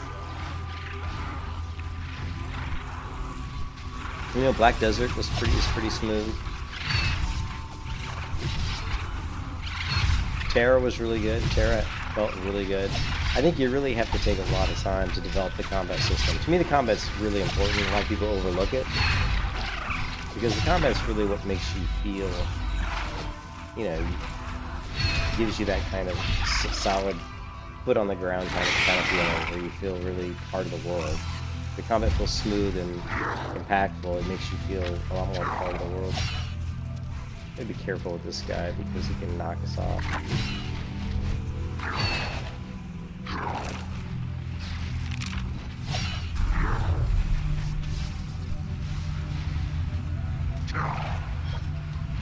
Oh no, come on. I was between the waves.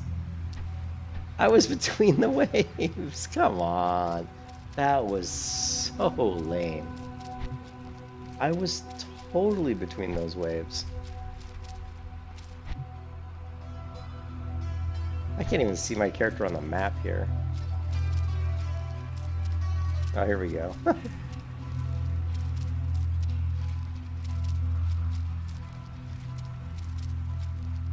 Yeah, it can't be. I mean, I never played EverQuest when it first came out, so, but I mean, you can see those waves coming. I swear I was between the two waves. I'd love to go back and watch the video on that one because that seemed like bogus.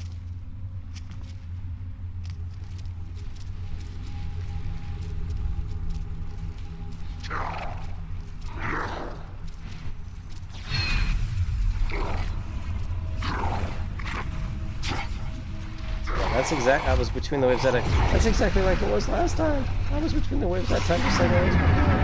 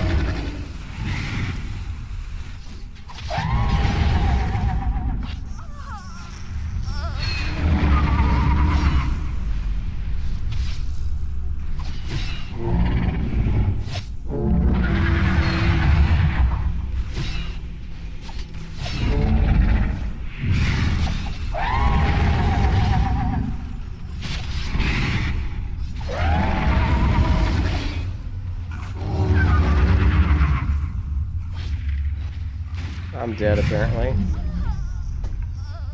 It says I'm being devoured by something. I guess in that case, I'm pretty much just a goner. It says I was being devoured by something. And if somebody didn't interrupt it, I was dead. Well, I guess nobody interrupted it. Yeah, I never played EQ, so I mean, I played it like literally like last year for all of about 20 minutes, and I was like, oh my god, I can't do this. It felt so bad. Like everything about it, just the way you walked around in the world felt terrible. You know what I mean? And so I was like, no, can't do this. I can understand when it first came out, people might be into it. I don't know if I can get back. Jeez. So he does the waves too, and those waves will throw you right into the water. How do you interrupt it? It says he's being devoured.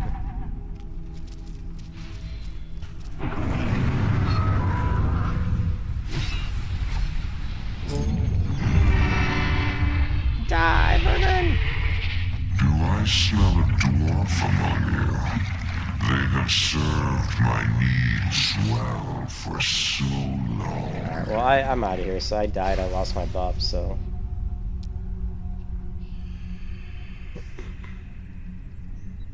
Well, let's... So, like, what were the... I mean, what were the games that have, like, the smoothest engines? I mean, WoW's the smoothest. And I think the reason World of Warcraft, and the reason is because Blizzard is so good. I mean, I don't know what it is with Blizzard, but they're so good at polishing their games. They're so good at making games, you know, run really well over a network, you know? You know, look at Overwatch, you know, World of Warcraft, they all just, you know, they run really well. Let me get to a kind of a safe spot here.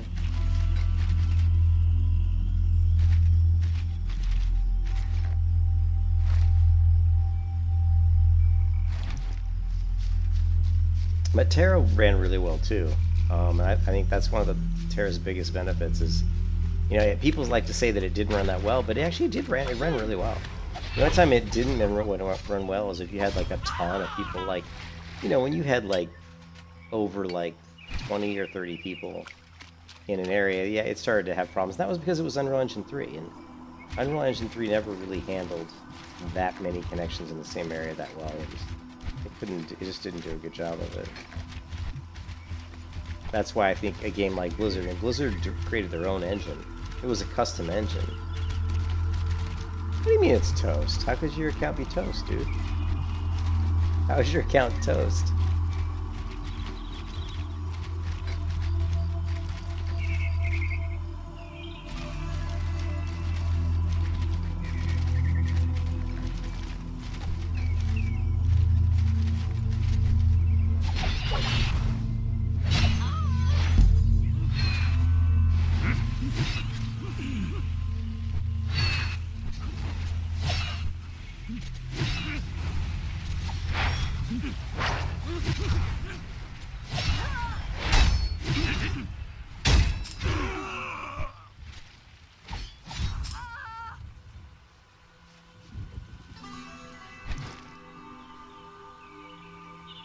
You missed it. You forgot about the transfer between devs.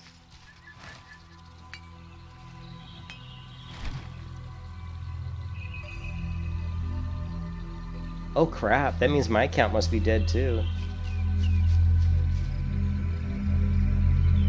My account's probably dead too, right? I don't know, is Terra in Steam? I can't remember.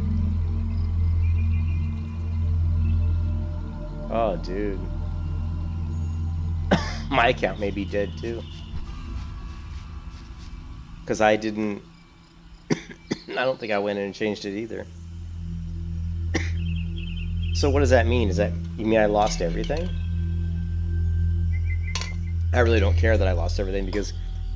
the animosity already screwed everything because they made all the stuff I had made and all the regions I'd gathered for all those years were basically garbage. You know, you basically weren't worth anything because they completely changed the game and made it so much of a powder puff, like, you know, Care Bear game that you really didn't need anything. It was just, they nerfed the game to the point of it being ridiculous.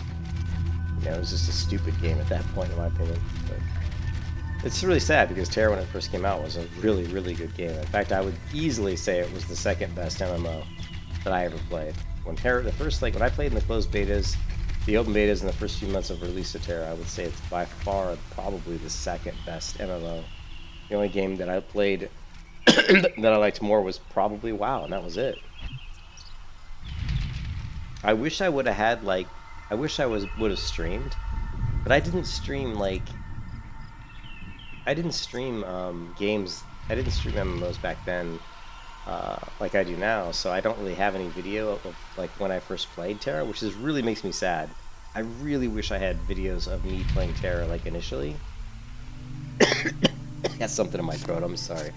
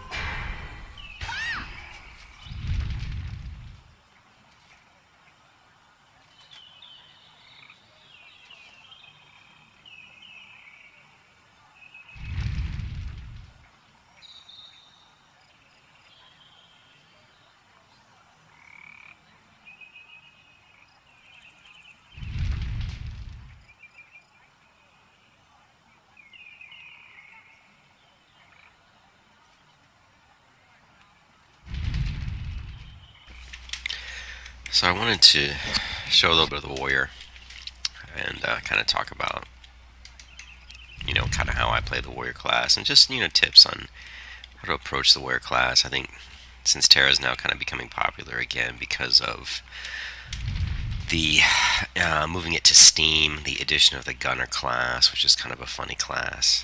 You can see the double XP event is active on the left side above my chat window. But it's your best to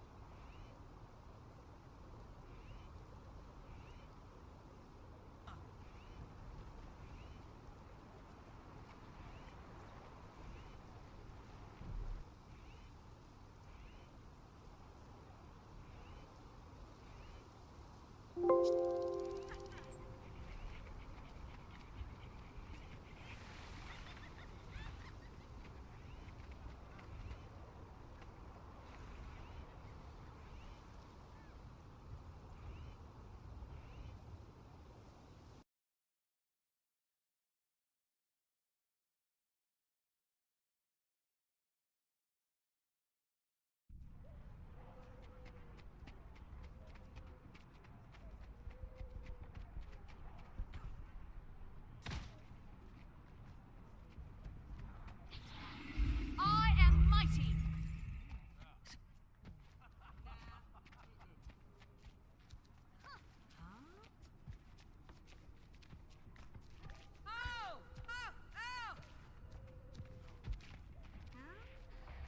When I grow up, I'm going to be a brave hero.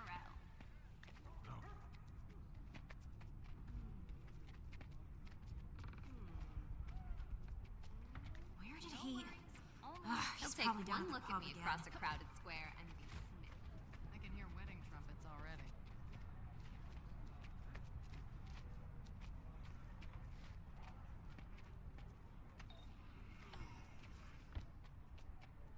Dragons? Never seen them. All fantasy, if you ask me.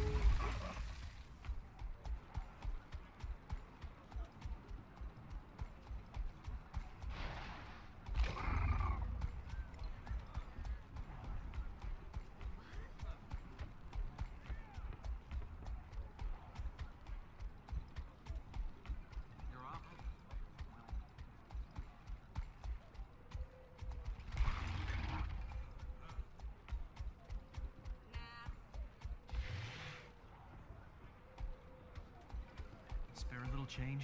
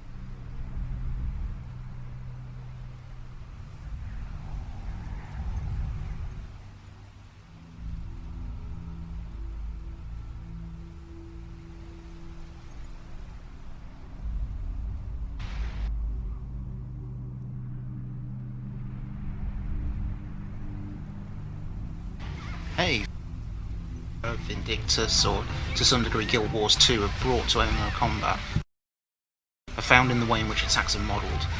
How the game determines what's being hit. My client checks my range to the target, usually using a few different games, and the obvious place to start is with WoW, so here it is.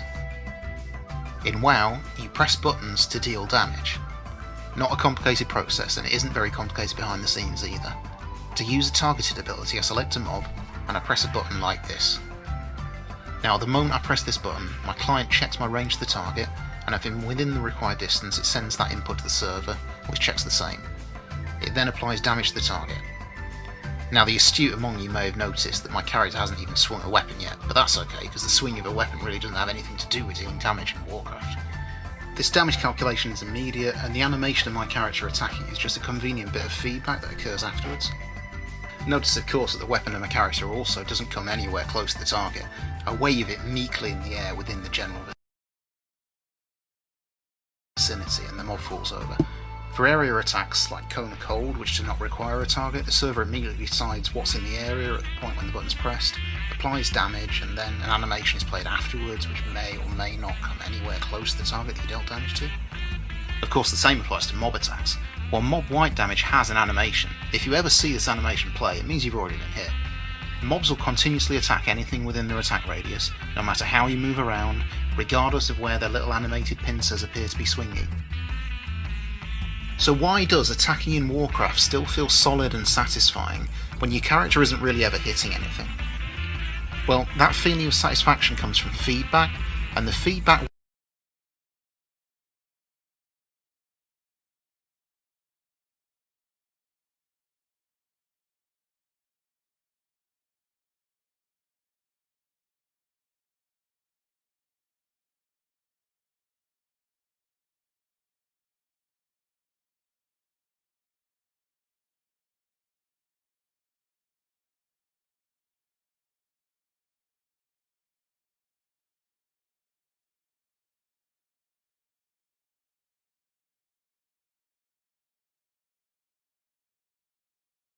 WoW offers comes in the form of solid sound effects and big obvious damage numbers on the user interface.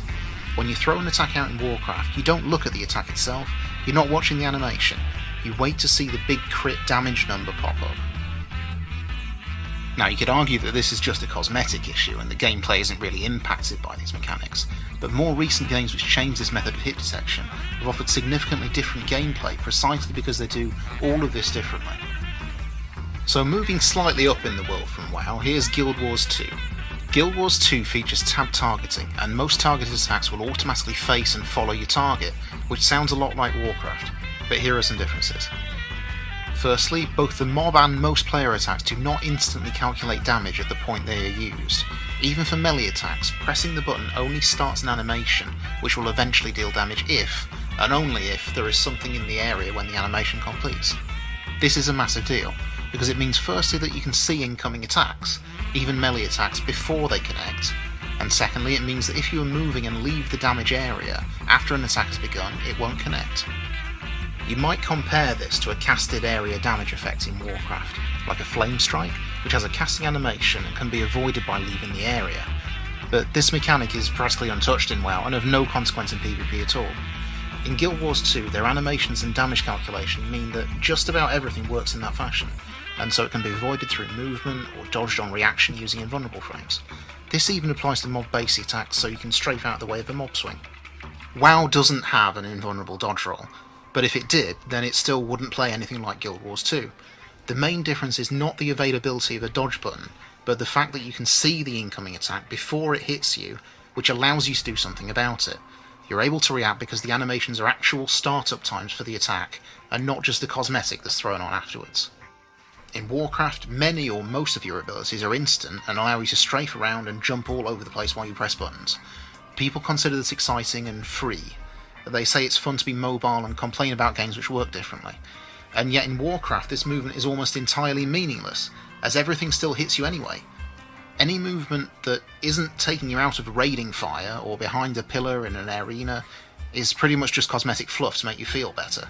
However, in Guild Wars, strafing around mobs in a circle while you beat on them actually avoids mob damage. Suddenly there's a difference between the guy bouncing around with full key bindings and a clicker just standing there on an open world mob. Okay, admittedly open world levelling in Guild Wars 2 was trivial and boring, and turned into large scale public event farming for money. Their decision to drop the class trinity worked out poorly for them, and their dungeon PvE encounters were bad, but those are not problems created by their way of calculating damage. And finally, at the extreme opposite end of the scale to Warcraft,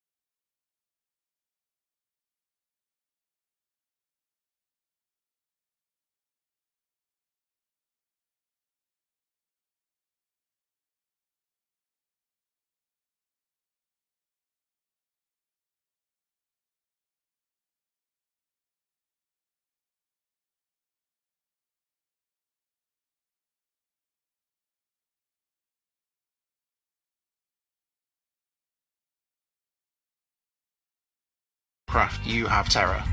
Wait, let me find that rogue melee clip again because I want to put these side.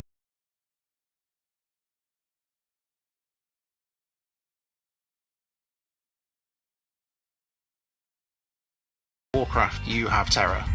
Wait, let me find that rogue melee clip again because I want to put these side by side. Wet fish. Ow. Damn, do I even need to comment on that? So yeah, this is what it looks like when, instead of a big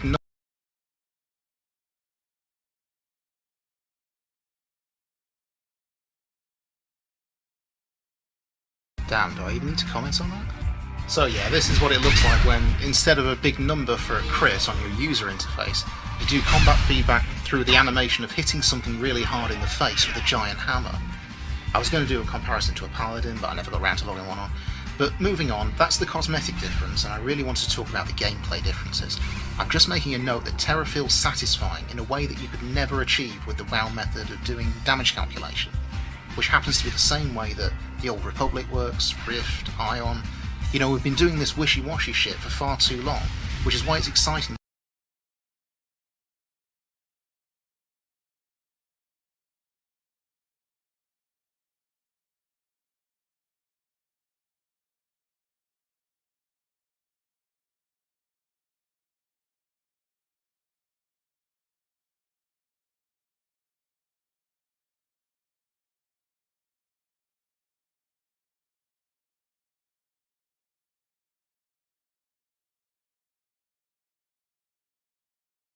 That we might finally be seeing a shift in the way this is done in MMOs. So what is it that makes Terra work differently to those games and feel so much better? Well, if you say the graphics, you're wrong. This isn't purely a cosmetic difference. The feeling of fully connecting with your attacks is down to a couple of differences in the gameplay, which separate Terra from Guild Wars. Firstly, Terra goes much further when it comes to calculating where attacks deal damage. While Guild Wars 2 mainly handles damage as an area cone in front of the mob, Terra has very tight hitboxes for every attack, which accurately represent the business end of a weapon as it moves through the world. In Terra, if an attack looks like it missed you, then it almost certainly did miss you. Of course, this means that for regular-sized mobs, attacks usually only deal damage in a very small area, and if you're freely running and strafing around, it's often very easy to avoid these small mob attacks. The other difference over Guild Wars 2 then is that your character's movement is locked into an animation whenever you perform an attack. You cannot strafe while swinging. This is a real point of contention, and a lot of people complain about this before they fully explore the gameplay, because they approach the game as if it were Warcraft, walking up to mobs, looking them in the face and pressing 1, 2, 3. Then they complain that they can't strafe and jump as they do it. To people who think this way, I have to demonstrate something. In Terra, your movement is locked to an attack animation, but this is not the same as being rooted. Far from it, in fact. For some classes you have quite extreme amounts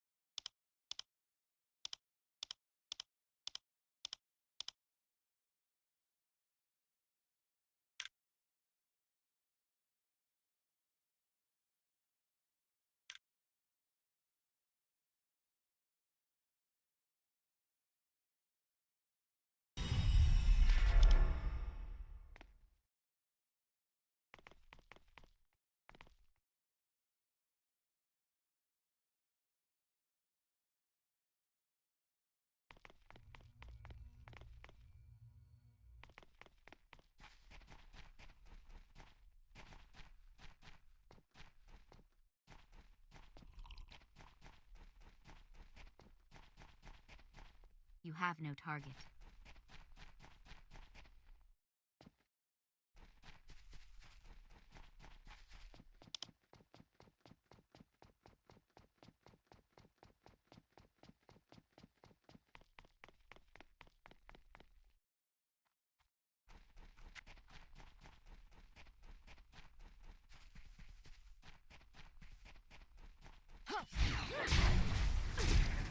Can't attack that now.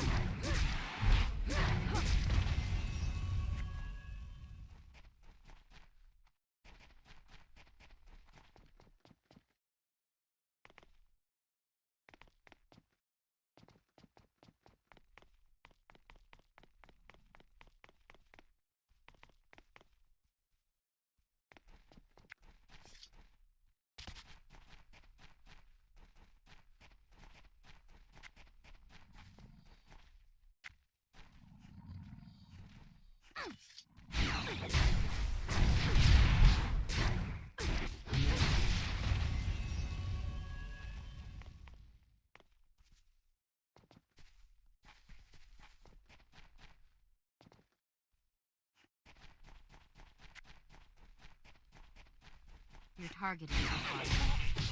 Your target cannot be found.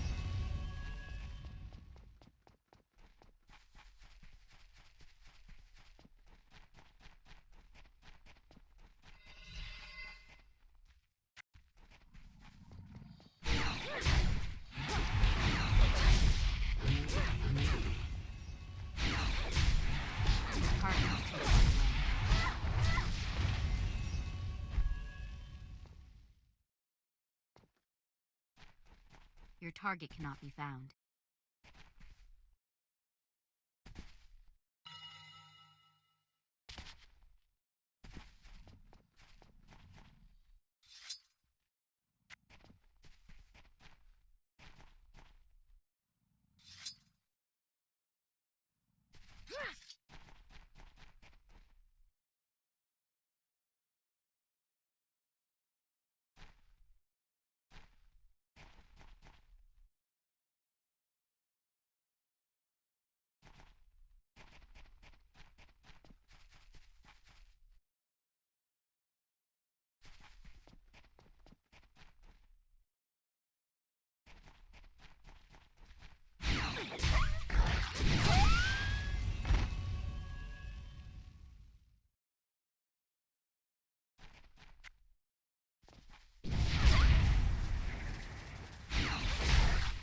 Target cannot be found.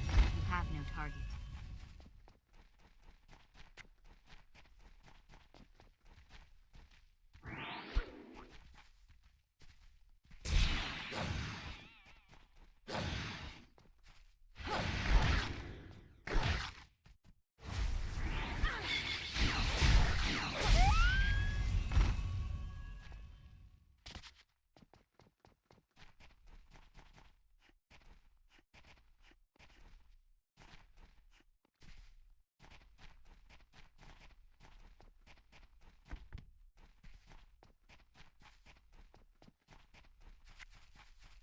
Move. You can't attack that. Move closer to the target.